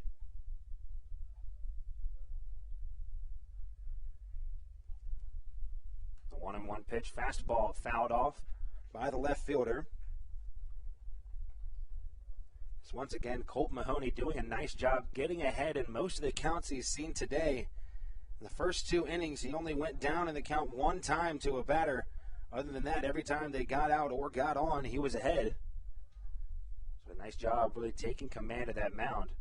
A third pitch, fastball in on the hands as he swings and misses for strike 3.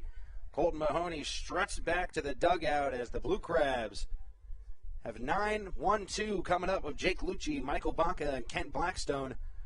We'll be back with more on them when we return on the Hometown Real Estate Broadcast Network. This is Daryl Thompson, and you're listening to the Hometown Real Estate Broadcast Network. In February of 2020, Regency Furniture Stadium and the Southern Maryland Blue Crabs were given what we view as an honor, being named the 4th mass vaccination site in the state of Maryland. Here's a message from Regency Furniture about the honor that it has been and still is to be one of Maryland's mass vaccination sites, getting our community back to safety.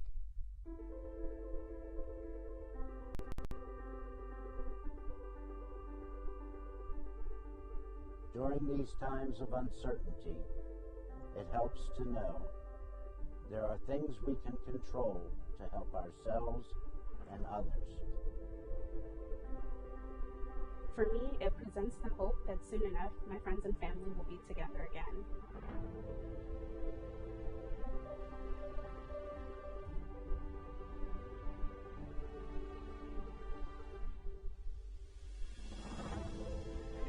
Take this moment to thank the Maryland National Guard for their support in helping to facilitate and manage the vaccinations here at the Regency Furniture Stadium. We just think it's so important for everyone to do their part, and we're just grateful for your support. Thank you for your support, and we're just honored to be a part of the vaccination effort out here and to serve the community.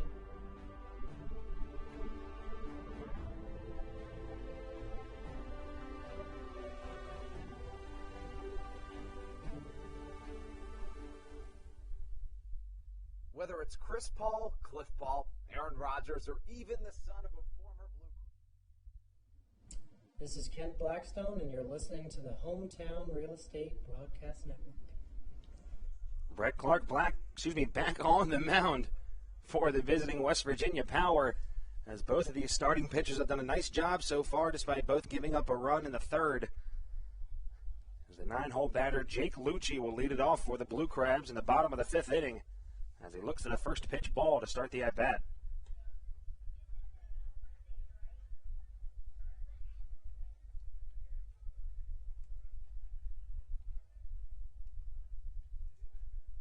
Lucci 0 for 1 on the day with that big, deep fly ball to right field.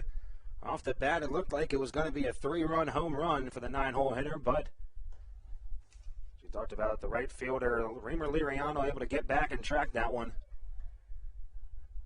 As the second pitch, breaking ball in the zone for strike one on the left fielder.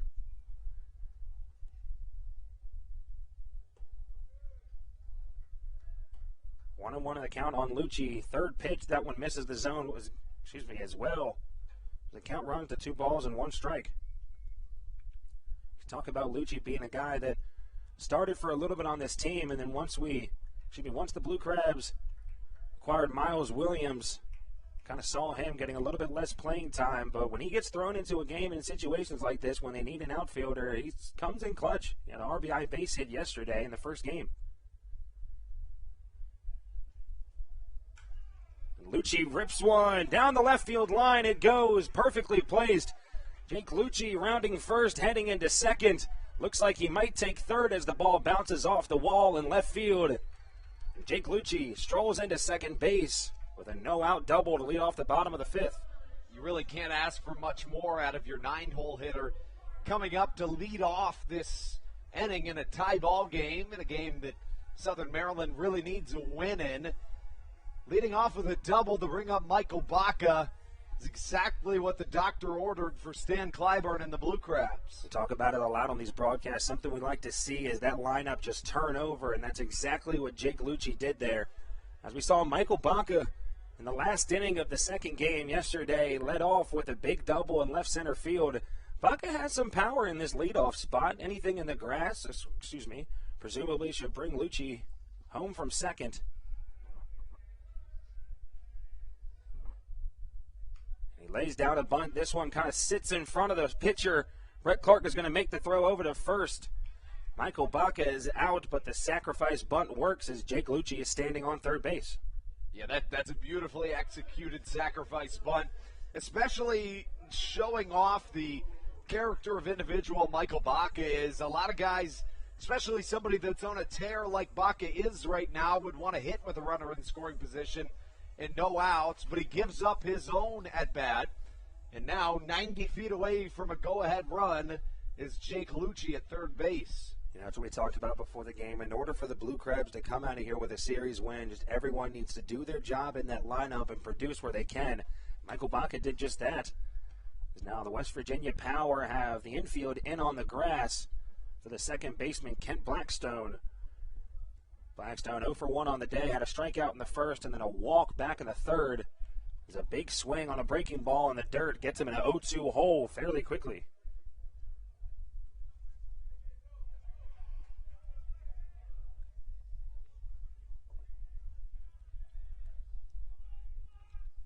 To the count to Blackstone.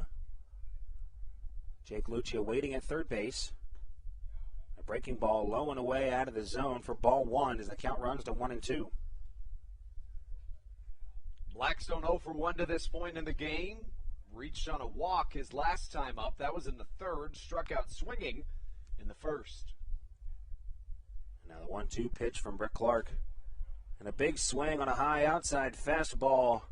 Kent Blackstone sat down on strikes, and after a leadoff double from Jake Lucci and a sacrifice bunt by Michael Baca, the Blue Crabs now have 2 outs with a runner on third for the designated hitter, Mr. Dario Pisano. Interestingly, Pisano here in this 3-game series has had a total of 9 plate appearances, and in those 9 plate appearances, he is 0 for, this is his 10 plate appearances.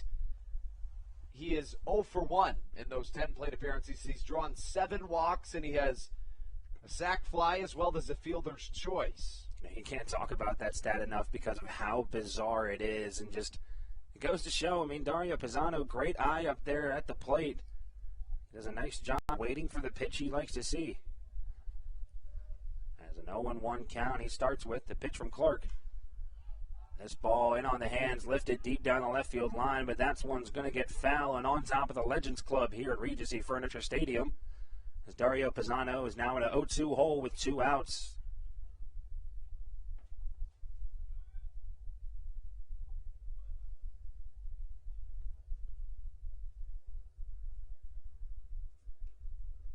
Pisano reached on a fielder's choice back in the third when he broke up that double play. Also drove in the only run of this game offensively for Southern Maryland. 0-2 pitch, that one fastball out of the zone. Count runs to 1-2.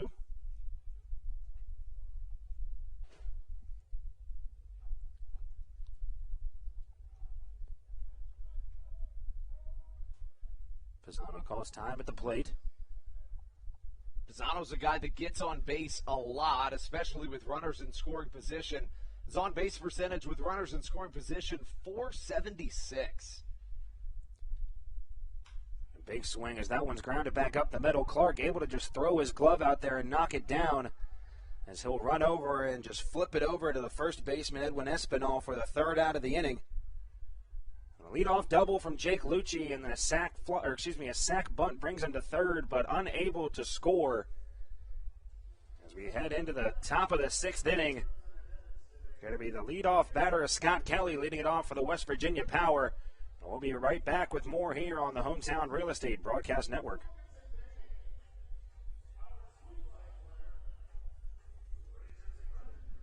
This is Blake Vivens, and you're listening to the Hometown Real Estate Broadcast. Through October of 2021, COVID-19 vaccinations are offered right here at Regency Furniture Stadium. No appointment necessary. Just swing on by and get your COVID-19 vaccination today. Take one for the team, Southern Maryland. Get the vaccine.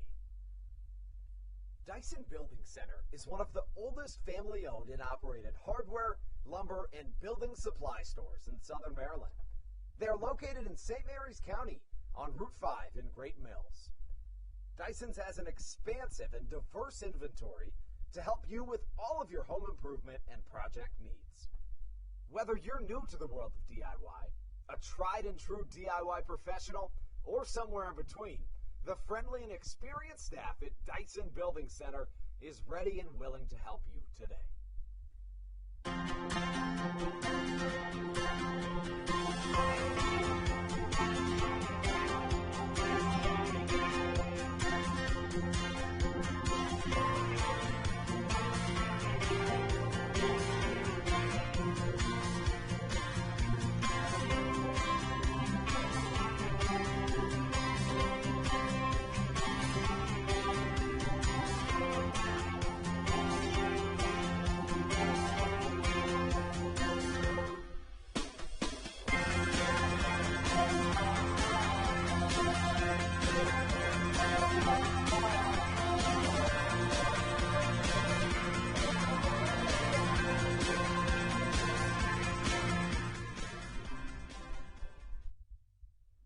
This is Blake Vivens, and you're listening to the Hometown Real Estate Broadcast Network.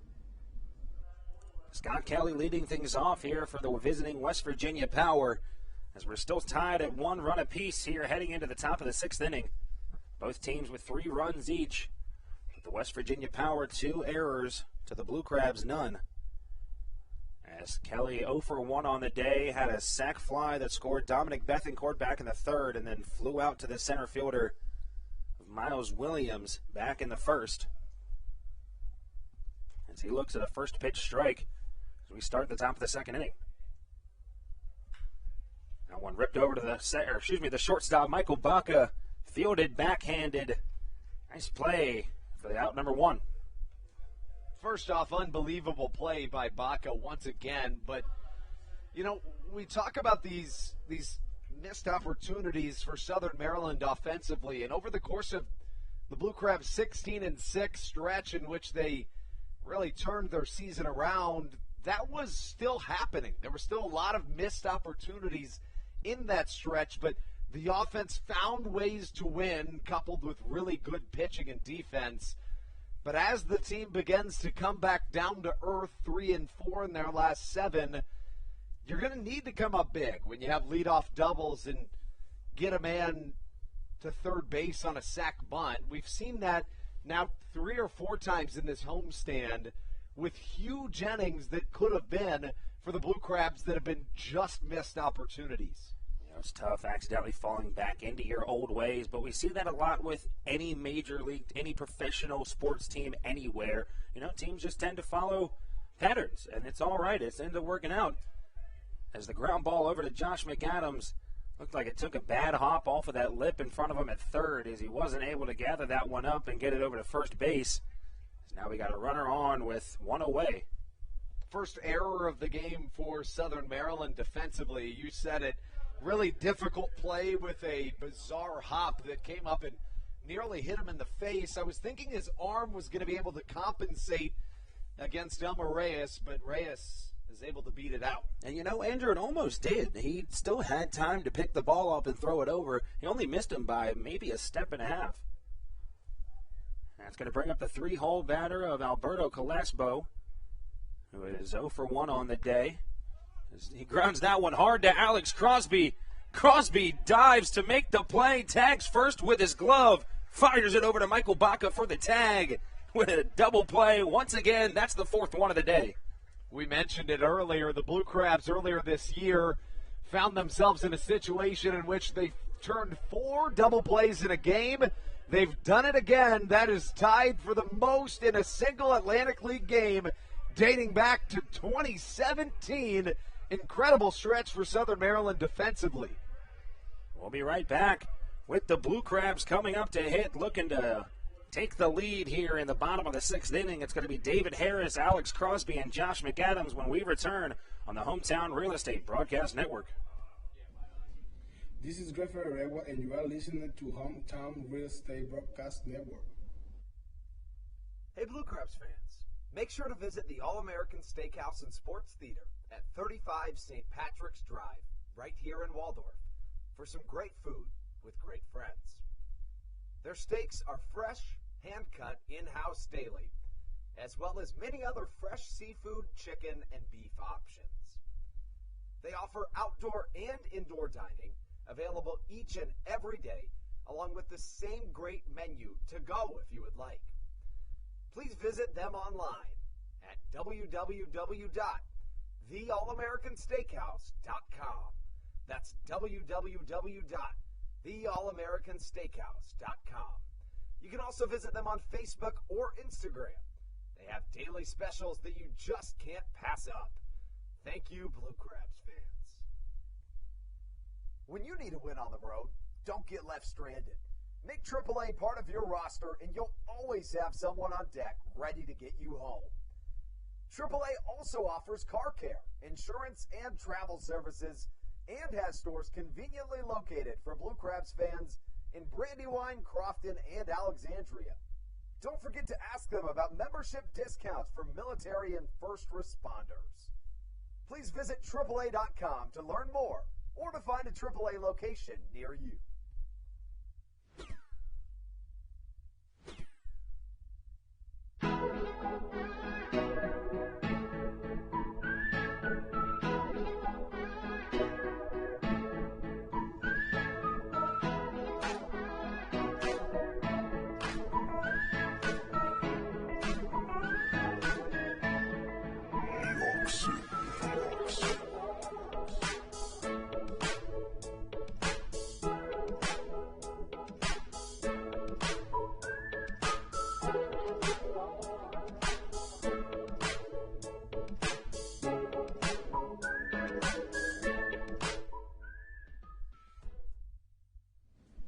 This is Dalton Geeky, and you're listening to Hometown Real Estate Broadcast Network.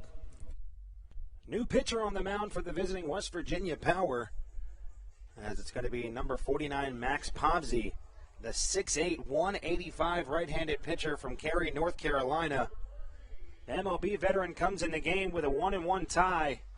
We're in the bottom of the sixth inning with the heart of the Blue Crabs order coming to the plate. Povsey began the season with the High Point Rockers, was just traded the other day to the West Virginia Power. As first pitch to the right fielder Harris in the strike zone for strike one. Povsey has struggled this season in 11 appearances. He has a 9.82 ERA, has allowed 17 runs to score, 12 of them earned, has given up 5 home runs in 11 innings pitched, 8 walks, and 13 hits. There's a 1-1 count to David Harris. Breaking ball in the zone for strike two. Harris looked like he wanted it, but just sat and looked. As it runs into a 1-2 count to start off the bottom of the sixth inning. If Southern Maryland's able to turn this thing around and come out victorious in this ball game, it could be a momentous day. A big swing on a fastball upstairs by David Harris. Swings and misses for strike three, as now there's one away in the bottom of the sixth. I say that because the Blue Crabs tied with the Long Island Ducks for first place in the Atlantic League North Division. With a win today and a Ducks loss, the Blue Crabs would be a game up on the Long Island Ducks. The Barnstormers, who sit in third place, currently a game and a half back in the Atlantic League North Division, but they're losing 7-2. So the Blue Crabs could be up 2.5 on them. Alex Crosby, first pitch swinging skied. It's going to stay in the infield. Actually, it's going to drift over into foul territory right by third base. But it looks like that's going to be Edwin Espinal, who's moved over to third now. We'll let you know who's over at first when we get a second. He makes the play for the second out of the inning. Just quickly, a strikeout and a pop out brings up the third baseman Josh McAdams, who's 0 for 1 on the day.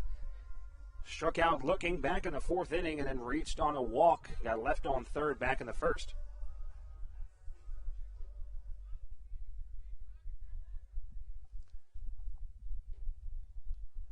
The first pitch to McAdams. Fastball in there for strike one. McAdams 0 for 1 today, struck out looking in his most recent at-bat back in the fourth. He walked in the second inning. Second pitch to the third baseman, breaking ball, breaks a little too far, out and low out of the zone. The count runs even at 1 ball and 1 strike. 1-1 the score here at Regency Furniture Stadium. Both teams scoring a run back in the third. The bats have been quiet ever since. As McAdams lets a breaking ball sit on that inner half of the zone for strike two.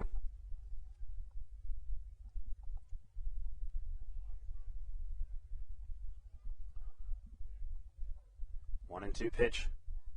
Big swing and a miss on a breaking ball out of the zone as Max Povsey comes in on the mound for the West Virginia Power and strikes out 2 out of 3.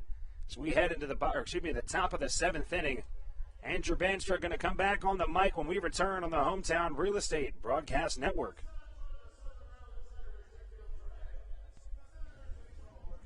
This is Carlos Diaz, and you are listening to the Hometown Real Estate Broadcast Network. Good. American Radiology is the clear choice for all of your medical imaging needs. With locations in Charles and Calvert counties, they offer a full range of imaging services. Some of their latest innovations included 3D mammography and wide-open MRIs for our claustrophobic patients. For your convenience, they even offer extended weekday hours and Saturdays. For more information or to schedule an appointment, visit their website at AmericanRadiology.com. The Charles County Department of Health encourages you to get the COVID-19 vaccination today. You can get it all over Southern Maryland or no matter where you are across the United States. Vaccinations are offered right here at Regency Furniture Stadium with no appointment needed. Charles County Department of Health and the Southern Maryland Blue Crabs urge you to take one for the team and get the vaccine. Monkey.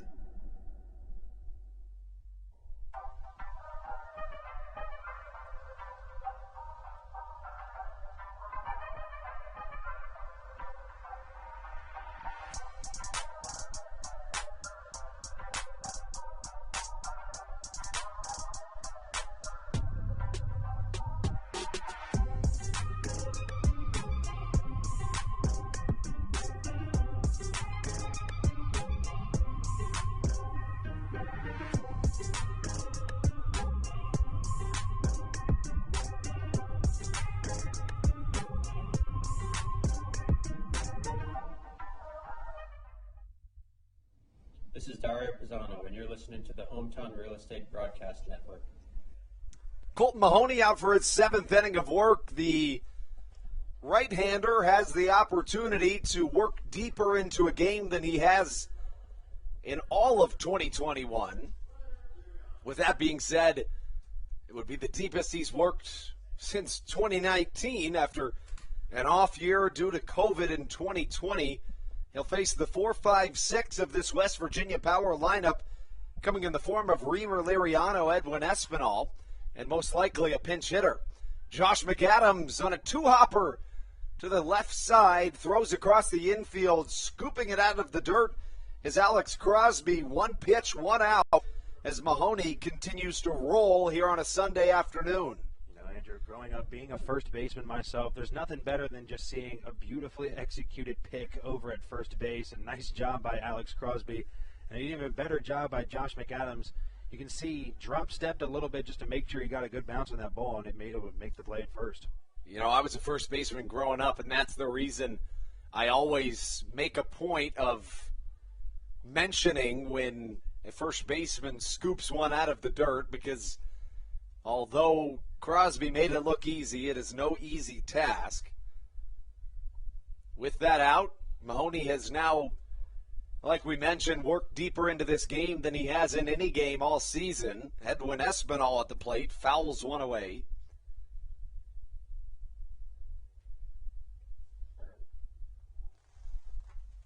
A tie, 1-1 ball game. Either team put up a run in the third inning. There has been a total of just 6 hits in this ball game. 2 of them have come off the bat of Edwin Espinal. The first baseman is 2 for 2 today, raising his average up to .330 on the season. Something I like to see is how well-rounded some players are. And you can see Espinal, he's no stranger to putting the ball 400 feet over the fence, but at the same time, we've seen a couple times here at Regency Stadium in this series, he's able to just throw his hands out and bloop the ball into the outfield or just get on any way possible. Espinal, a former Somerset Patriot, reached as high as the AAA level. Chopper to the left side again. McAdams bobbles it, but throws across the infield. And we mentioned it earlier, he has the arm to make up for any glove mistakes that he may have. Does so right there, and back-to-back outs recorded by McAdams. Bring up a pinch hitter. I beg your pardon. Go ahead, Steve. No, you're good. I was going to say, some people don't know that Josh McAdams was also a pitcher in that 2019 season. So, I mean, you said it. The arm is there, which is why I think that's the best spot for him over there in that third base spot. That brings up a pinch hitter coming in the form of the right-handed batter coming up to the plate right now, getting you a name on him. He was just signed a few days ago by this West Virginia Power team. It's Tyler Summers, who, believe it or not, Steve, is a native of Mechanicsville, Maryland. I believe that's just maybe 10, 15 minutes away. It is. Would not be surprised to see him with some family here at the stadium. I love when you see that. You go to an away game for a major league player, and it turns out that it's just your hometown. You're just going back to where you grew up. It is really fun to see. So the Southern Maryland native Tyler Summers, who in fact when he played just the other day made his professional debut. Steve, he last played baseball in general at any level at Coastal Carolina, or I beg your pardon, at Pfeiffer, a Division II school, back in 2014. Was just signed the other day, was Tyler Summers.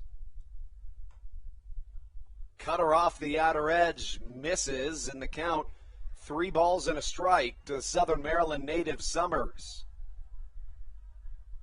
A tie ball game, 1-1 your score on a Sunday matinee.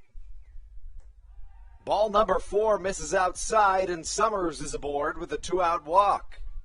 And you hear the right side of the crowd on the West Virginia Power side of the stadium kind of erupt a little bit. I think we were right. I think Tyler Summers got some family here tonight. Yeah, I think you are right. Hey, there's no question about that, and it was confirmed by that cheering. At first, I was wondering if that was the dugout, and I was wondering why they were so happy, but you're right. It had to have been his family. And that brings up the shortstop, number 16, Dominic Betancourt. He's 0 for 1 today. He did reach on a walk back in the 3rd inning.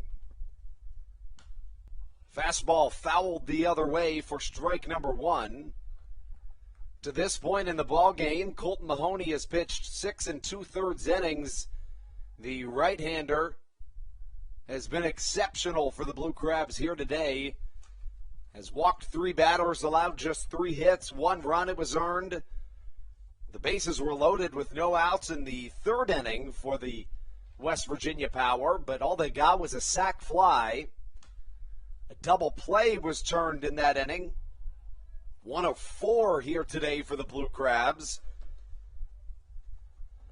The 4 double plays tied for the most by an Atlantic League team this season. The Blue Crabs have already done it once. That was back on July 5th in Long Island against the Long Island Ducks. Also tied for the most in the Atlantic League since 2017 as a high fastball overpowers Dominic Betancourt and sends us into the 7th inning stretch. When we come back on the Hometown Real Estate Broadcast Network, it's 7-8-9 due up for the Blue Crabs. Joe DeLuca, Miles Williams, and Jake Lucci in just a moment. You're listening to the Hometown Real Estate Broadcast Network.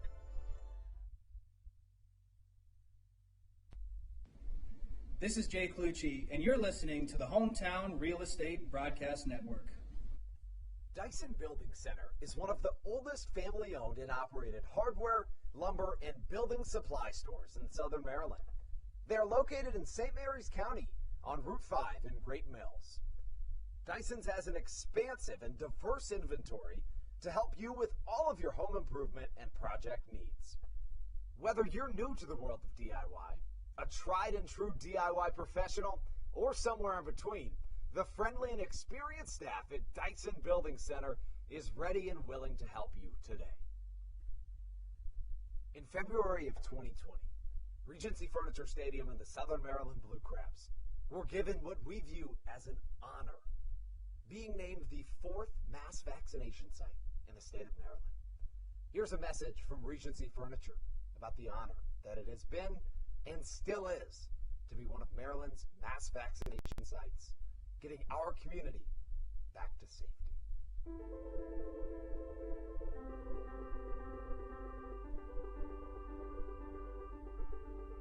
During these times of uncertainty, it helps to know there are things we can control to help ourselves and others. For me, it presents the hope that soon enough, my friends and family will be together again.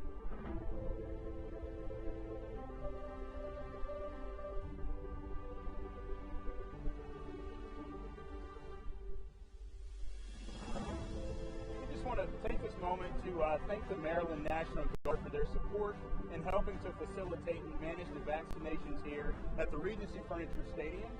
We just think it's so important for everyone to do their part, and we're just grateful for their support. Thank you for your support, and we're just honored to be a part of the vaccination effort out here and to serve the community.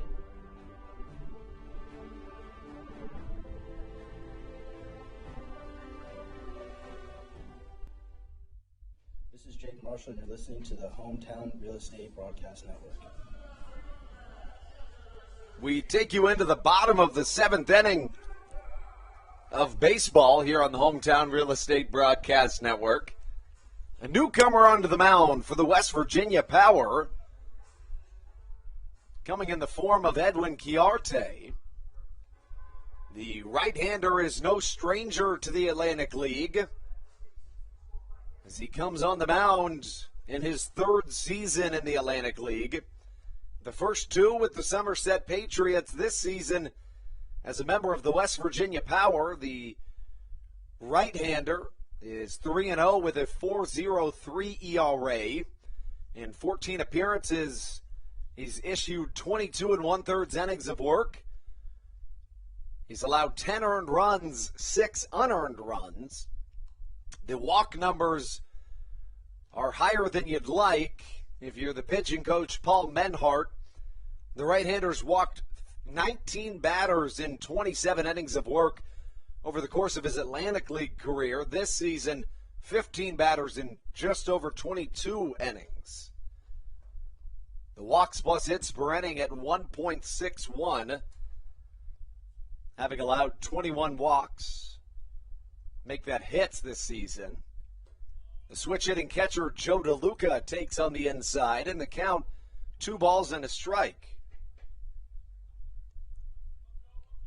DeLuca trying to spark an offensive rally here on the other end of the 7th inning stretch. We've been tied at 1 apiece since the 3rd inning. In that frame, both the Power and the Blue Crabs played at a run. For the West Virginia Power, it was a sacrifice fly from Scott Kelly. And for the Blue Crabs, it was back in the 3rd inning as well when Dario Pisano reached on a fielder's choice and brought Michael Baca in to score. Big off-speed pitch is the end of DeLuca's at-bat as he fans for strike number 3. That seems to be a repeating pattern as the Blue Crabs can't lay off of those low inside curveballs, as the Power really have noticed that and begun to use that to their advantage.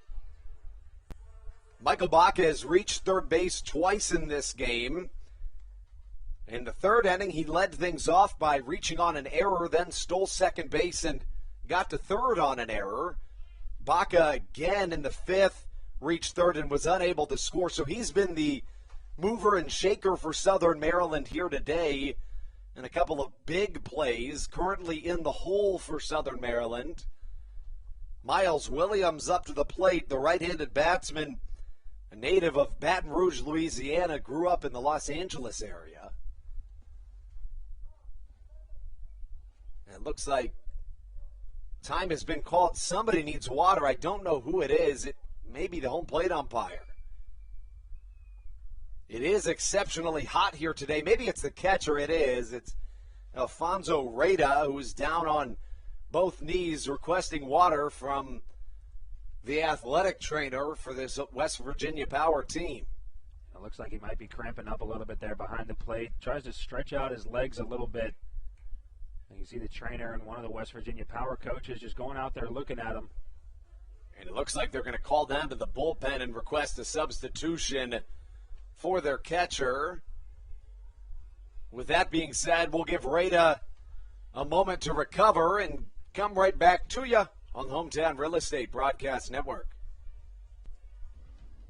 This is Josh McAdams, and you're listening to the Hometown Real Estate Broadcast Network.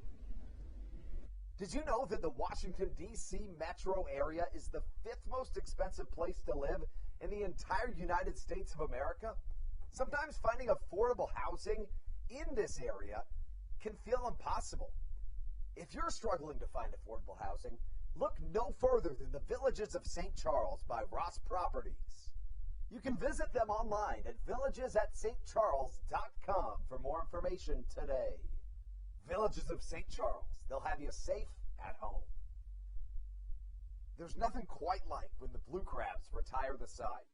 At Wealth Management Partners, they're on your side for your retirement planning needs. It's never too early to start planning your retirement. Talk to the experienced financial advisors of Wealth Management Partners located right here in Waldorf. Call them today at 301-885-0955. Again, Wealth Management Partners. Call them today at 301-885-0955. A defensive substitution. Alfonso Reyta exits the game after overheating back behind the dish on a 90-plus degree day here in Waldorf, Maryland. Coming in his place is Justin Henley. As Miles Williams at bat continues, the count 2-0. A liner up the middle off the glove of Quirarte. It's a tough play for the second baseman, Elmer Reyes, but an off-balance liner throw to first gets the speedy Miles Williams in time. You know, a good piece of hitting there by Williams, able to barrel that one up and send it up the middle, but even better job by Reyes at second. That was a bang-bang play, and we could tell from up here he got him out by, it had to have been less than half a step. That brings up Jake Lucci here in this bottom of the seventh. 2 down for the Blue Crabs. This game has followed the season theme for Southern Maryland. The pitching exceptional, the offense good, but can't come up in the big moments.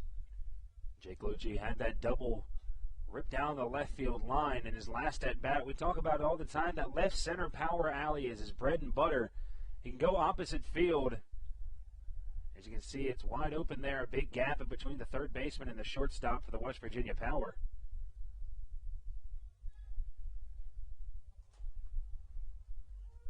Fastball called strike. The count, a ball and a strike to Jake Lucci. Wears number 11 on the back of his white Blue Crabs jersey. Action in Southern Maryland's bullpen after 7 innings of one-run baseball. You'd imagine Colton Mahoney's day's over. Lucci fans on a change-up. The count 1-2. I believe that's Dalton Geeky warming in Southern Maryland's pen. Is that what you're seeing, Steve? Yeah, I see the 32 on the back of that Crabs jersey. Dalton Geeky warming up. We talked about he was warming up a little bit yesterday. Just didn't really find the time to use him. Lucci, did he offer at the 1-2 pitch? Doesn't look like he did. No appeal down to the third base umpire, Larry Rosenberg. And the count moves to 2 balls and as many strikes. Lucci to this point in the game, 1 for 2. You mentioned he had that double back in the 5th. That led off the 5th inning of baseball.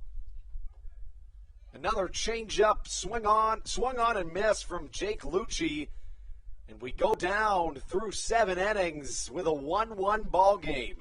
Likely a new arm onto the mound. When we return, we'll be right back on the Hometown Real Estate Broadcast Network.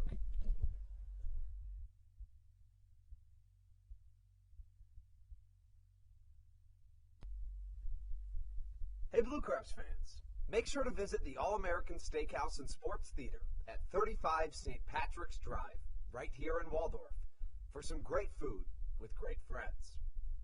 Their steaks are fresh, hand-cut, in-house daily, as well as many other fresh seafood, chicken, and beef options.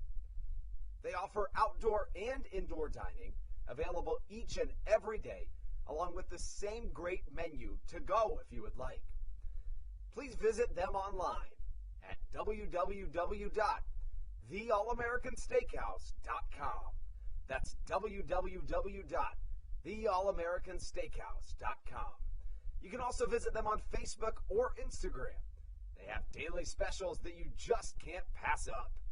Thank you, Blue Crabs fans. All Pawn is Southern Maryland's premier pawn shop and is the official pawn shop of the Southern Maryland Blue Crabs. Stop by and say hello today. They've been a part of the Southern Maryland community for 18 years. If you need some cash to hold you over, or if you're just doing some spring cleaning and want to clear some stuff out, please bring it by All Pawn and let them make you an offer. If you have broken jewelry or some that you just don't want anymore, please bring it by and they'll pay you more than anyone in the Tri-County area. They're located on 301 in White Plains, just south of DeMar Road. Go Blue Crabs!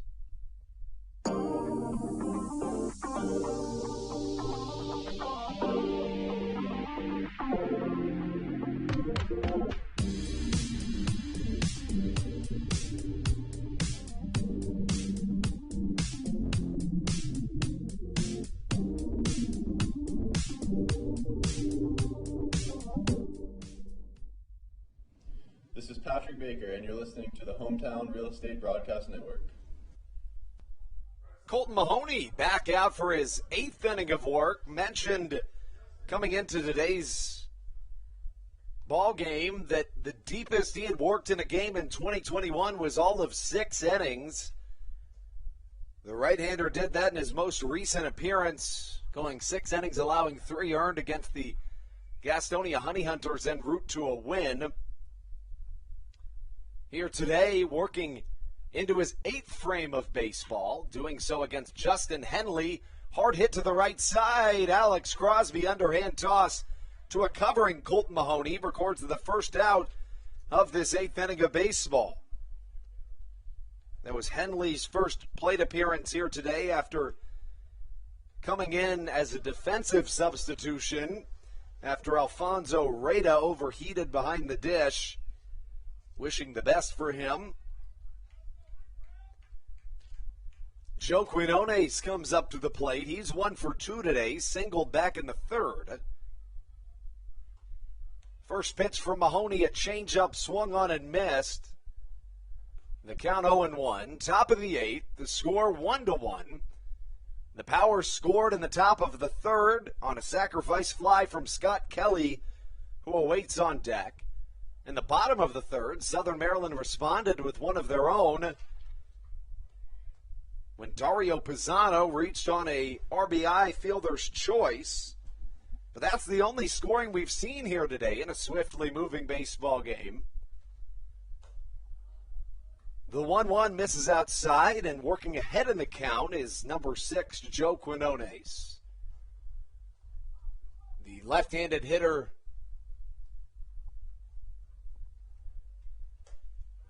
the switch hitter batting from the left-handed side, evens the count at 2 balls and 2 strikes as he watches a fastball cross the strike zone. The sun peeks back through the clouds here in Waldorf, Maryland. Live from Regency Furniture Stadium from the Baynet Press Box. Andrew Banster alongside Stevie Bowen as we take you through the final game of this homestand. Changeup swung on and missed. Another strikeout for Colton Mahoney, who has been nearly untouchable here today.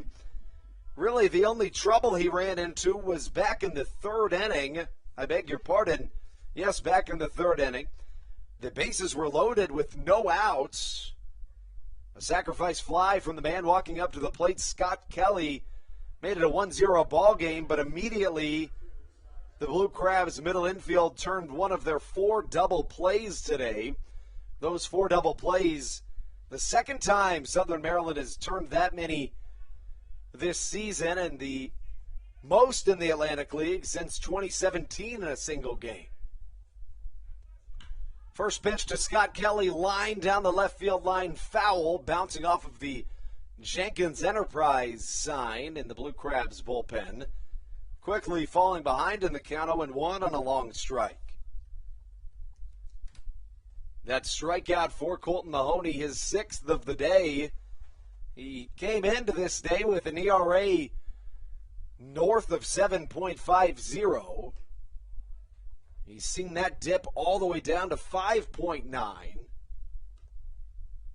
So far, 7 2/3 innings pitched, just 3 hits allowed, 1 run it was earned. He's walked 3 while striking out half a dozen.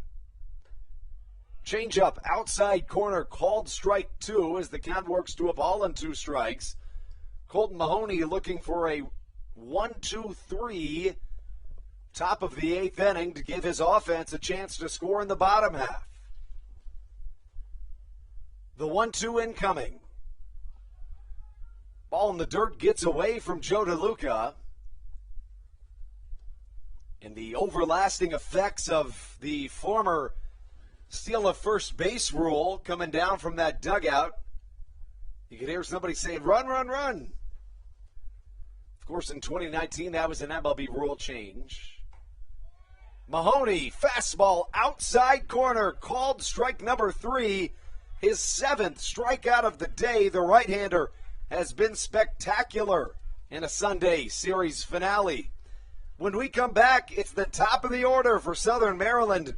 Michael Baca, Kent Blackstone, Dario Pisano. We'll be right back on the Hometown Real Estate Broadcast Network. This is Sam Burton, and you're listening to the Hometown Real Estate Broadcast Network.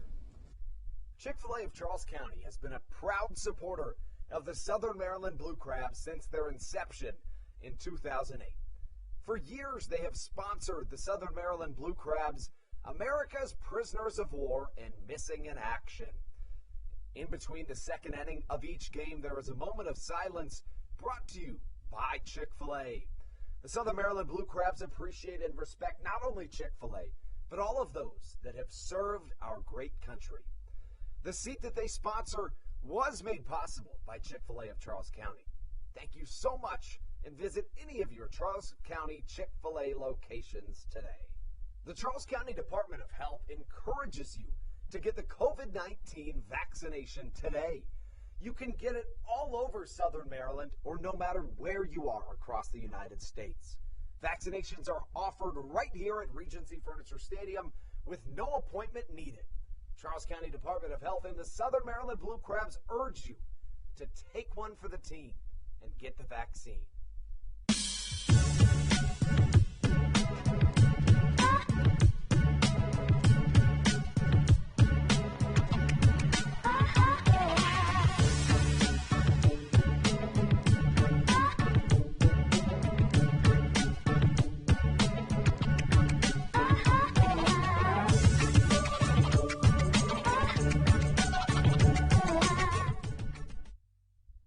This is Will Decker, and you're listening to the Hometown Real Estate Broadcast Network.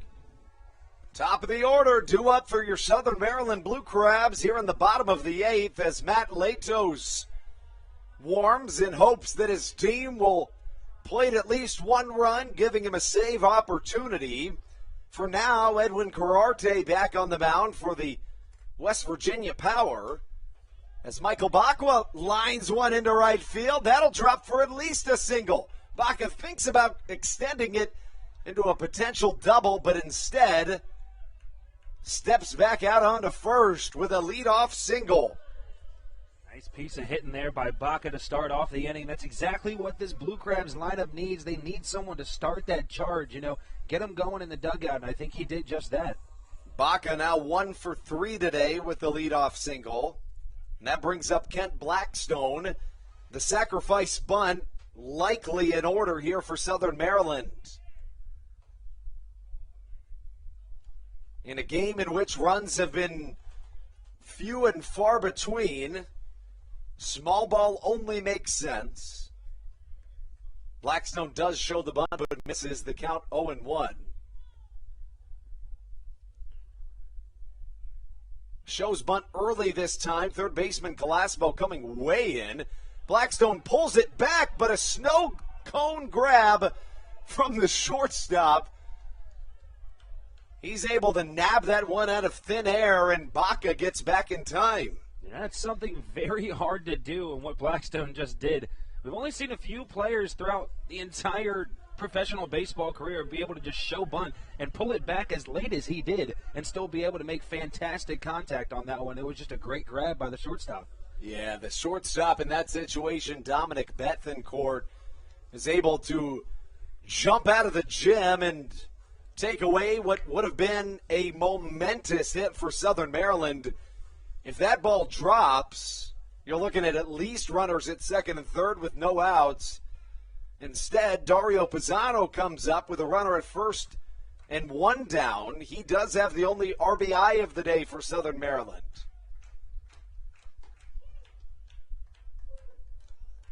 Strike called to start us off to Pisano. Pisano wears number 9 on the back of his jersey, a native of Boston, Massachusetts. Right on left matchup. Cararte's pitch up the middle. It gets through. Baca will stay at second. 2 hits to start us off in this bottom of the 8th inning. Bring up the cleanup man, David Harris. Nice job by Pisano. We see it all too often, especially with these away teams that come in here. They always shift Pisano to the right side. As you can see, Reyes playing a little closer to the first baseman as he normally would. Just a good piece of hitting there by Pisano, able to get it right back up the middle. That brings up David Harris, and the left fielder, Joe Quinone, is playing very deep. So, kind of the sweet spot for Harris of late has been those line drive singles into shallow left center. If he can drop one of those in, Michael Baca would certainly score. Instead, a ground ball to the left side could be 2. The 5-6-3. It gets away from the first baseman, Edwin Espinal, and Michael Baca comes home to score. If you're David Harris in that situation, it was a well-placed ball. It was just also a great play by the third baseman there. A double play ball, all you got to do is hustle as fast as you can, try to break up that play any way possible, and he did exactly what he needed to, and now the Blue Crabs have the lead. And you got to wonder if David Harris sliding head first into first base had anything to do with that play as well. It easily could. You slide into head first, a bunch of that dirt kicks up, a little harder to see the ball when you're trying to pick it. Especially when it's a scoop, too. Exactly, a second baseman has to get rid of that ball quick because David Harris has a good amount of speed. And it was just all around good base running and a nice idea. Yeah, watching the replay of that one on the monitor, you see that the dirt likely did have something to do with that. Are we going to see a pinch runner here? It looks like we just might. David Harris may have pulled something, but he's going to come out of this game in favor of Will Decker as he gingerly jogs off the field under his own power. This likely sets up a situation in which Matt Latos would come into the game. It is a good thing to see. It doesn't look like Harris is limping or anything or showing some true signs of being injured coming off the field, but obviously a little bit of fatigue. Diving headfirst is never fun. Of course, it doesn't feel amazing, obviously. They always say never dive into first head first, but Harris does it from time to time, and it definitely was a big benefit to Southern Maryland there. Chopper to the right side. Crosby is retired on one pitch, but Southern Maryland did what they needed to. Thanks to a very uncommon play, what would have been an inning double play turns into an error by Edwin Espinal. Southern Maryland takes advantage of it. Matt Latos likely onto the mound to try to close this one out when we return on the Hometown Real Estate Broadcast Network. When you're in the market to buy or sell a home, call Tony McClure of Century 21 New Millennium and his Grand Slam team. The realtor of the Southern Maryland Blue Crabs since our first season in 2008. Tony and his team of preferred partners includes Tim Murphy of CNF Mortgage and Steve Scott of the Scott Law Group. Together, they will ensure that your real estate needs are nothing short of a grand slam. The quality service you will receive is Hall of Fame worthy. Put Tony's 41-plus years of experience to work for you. Call or text Tony today at 301-928-1280 for your personal grand slam experience. Go Blue Crabs. Did you know that the Washington, D.C. metro area is the 5th most expensive place to live in the entire United States of America? Sometimes finding affordable housing in this area can feel impossible. If you're struggling to find affordable housing, look no further than the Villages of St. Charles by Ross Properties. You can visit them online at villagesatstcharles.com for more information today. Villages of St. Charles. They'll have you safe at home.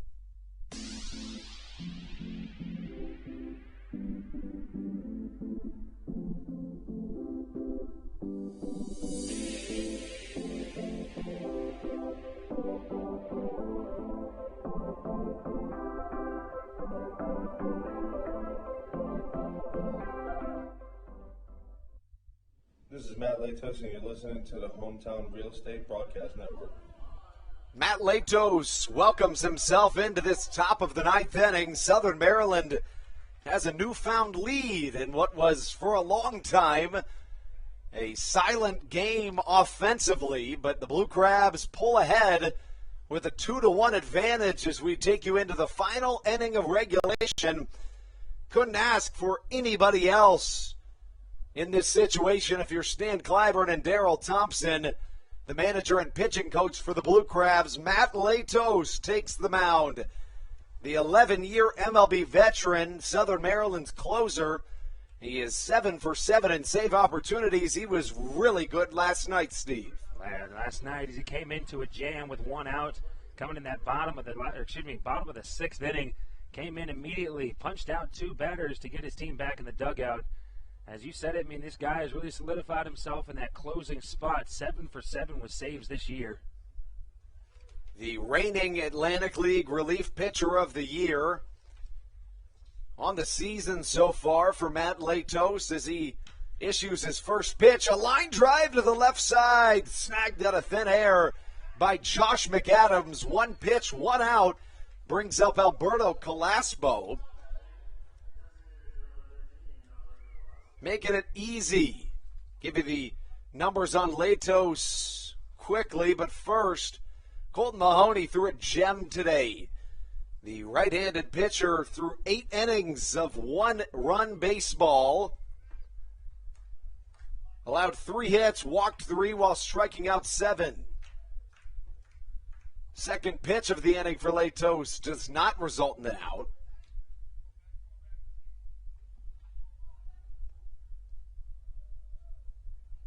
Latos working against Alberto Calaspo. Calaspo and Latos combined for 21 seasons in the MLB.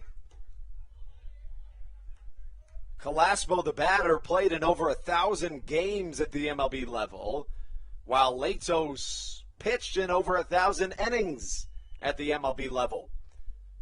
Naturally, the two did face each other 5 times over the course of their MLB careers. Calaspo got the better of Latos. He went 2 for 5 with a home run.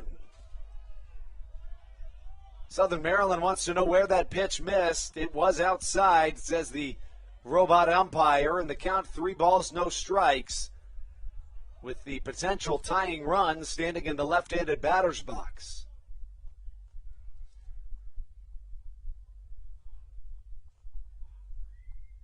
The 3-0 just misses outside. And that looks like it should have been the sweet spot for Matt Latos. Of course, as we know, in the Atlantic League this year, the electronic strike zone did change a little bit. It became a little shorter and a little bit wider as Latos signals to his middle infielders, let's turn one more double play. The right-hander has appeared in 13 games this season, allowing 6 earned runs, giving him a 4.05 ERA entering play today. Latos with 1 on and 1 down here in the top of the 9th. Number 41 issues a changeup in there for a called strike. Facing off against another MLB veteran in the form of Reimer Liriano. A rare walk issued from the right hand of Matt Latos. The 0-1 swung on and missed. Liriano drops to a knee and falls behind in the count. No balls and 2 strikes. The whip exceptional this year for Latos. .90 walks plus hits per innings pitched. The 0-2 incoming. A splitter bounces in the dirt trying to get Liriano to chase, but he doesn't bite as the count falls to 1-2.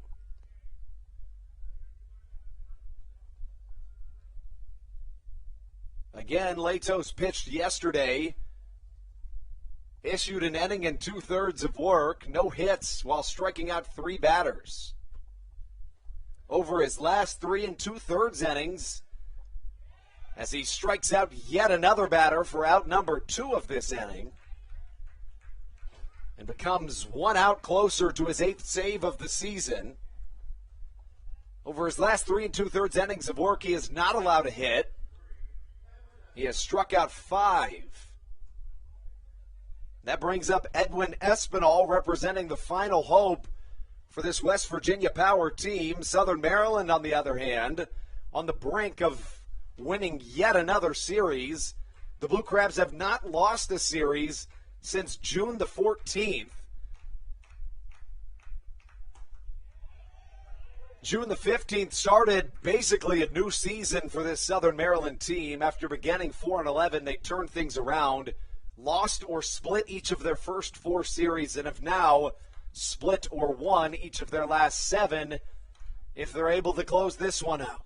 Splitter, inside corner, strike number 2, and the Power are down to their final strike. You know, Leto's giving up that walk to Alberto Calaspo. I don't think that, hindered him at all. He knows that, a couple of those pitches should have been a strike more or less. But he comes back on the mound and just dominant. Latos with the 0-2, chasing is Edwin Espinal. Joe DeLuca can't find it, but Edwin Espinal still hasn't ran. He thought it was a foul ball. He's arguing with the home plate umpire, Mike Williams, who says, no, you didn't touch that ball. Espinal tries to defer to Joe DeLuca, but DeLuca says, nah, I think I'm going to take this win and run with it. Southern Maryland with a 2-1 win, taking first place in the Atlantic League North Division. A good showing out there. A good pitching battle we had today. It's always fun to see 2 pitchers just going head-to-head back out. Colton Mahoney came out here and absolutely shined on the mound. 7 strikeouts for him in 8 innings. I mean, you really can't ask for much more in a guy you just kind of thrown into the starting rotation. Yeah, Mahoney was fantastic today. The final numbers for the right-hander, he went 8 innings while allowing just 3 hits. 1 run it was earned, 3 walks, 7 strikeouts. The Blue Crabs advanced to 22-18 on the season, while the Power fall to 17-22. Looking around the Atlantic League, we see some of Southern Maryland's Atlantic League North Division foes falling behind in the early going. Now, the Barnstormers have lost, so they're officially 2.5 games back of the Blue Crabs, who are alone atop the Atlantic League North Division, while the York Revolution lead the Long Island Ducks 6-3 in the top of the 7th inning at Peoples Bank Park in York, Pennsylvania. Stevie and I will step aside for just a moment. When we come back, we will run through all the numbers right here on the Hometown Real Estate Broadcast Network. There's nothing quite like when the Blue Crabs retire the side. At Wealth Management Partners, they're on your side for your retirement planning needs. It's never too early to start planning your retirement. Talk to the experienced financial advisors of Wealth Management Partners located right here in Waldorf. Call them today at 301-885-0955. Again, Wealth Management Partners. Call them today at 301-885-0955.